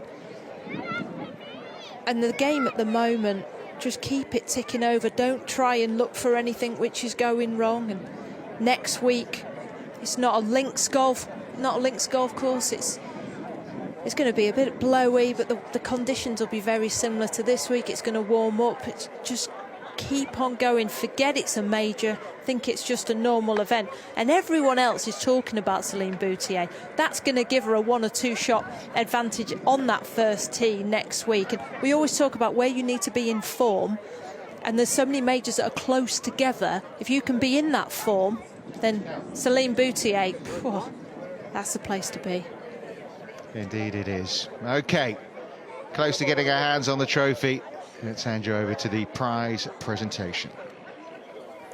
Celine, very, very many congratulations. Can you believe to what's happening to you at the moment? Last week, obviously, a great major win. This week, to follow it up again. I mean, can you believe how easy golf is at the moment for you?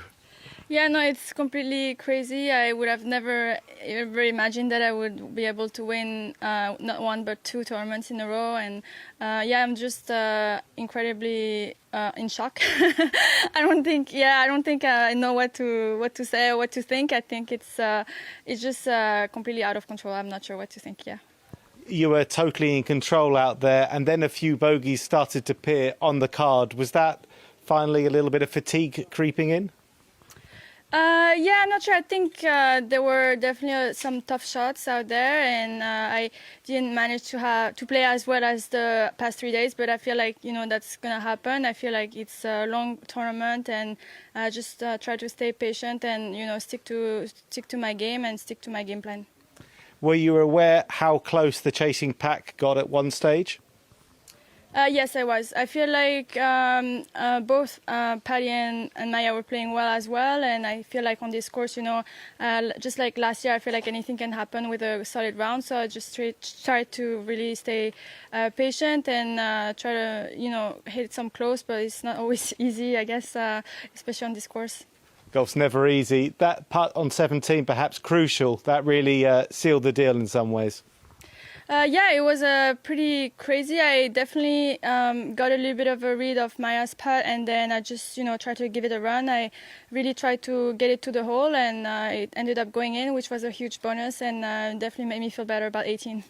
Well, no better feeling than lifting a trophy, and one now that you're very, very used to. Congratulations. Time for trophy number 2.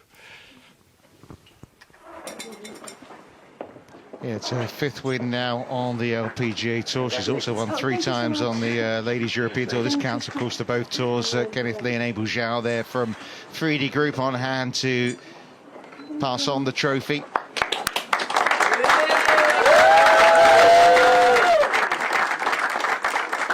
Becoming a weekly occurrence in the life of Celine Boutier.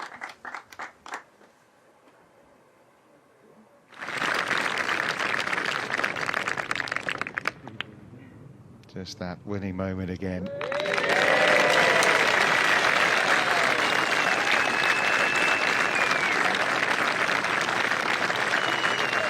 She's called it crazy the last couple of weeks. It's about apt. Yeah, and so that feeling of I don't know what's happening, that's kind of what I alluded to. You've got to try not to think. When you're playing bad golf, you overthink. When you're playing good golf, you stop thinking. What I would do if I was Solheim was just write stuff down, so eventually you'll be able to remember it, because at this moment in time, it's cruise control. It's don't think, just do, and that is the best place you can be in as a professional golfer. Well, she went to Evian as the #1 French player. She came and she delivered. She came to Scotland as the most recent major winner. She came and she delivered. Now those expectations are just going up as she goes to the south of England next week. Yeah, she's the form player, top of the leaderboard. Will we see her there next week? Who knows? Well, it's been a brilliant week in Scotland from all of us. Bye-bye for now.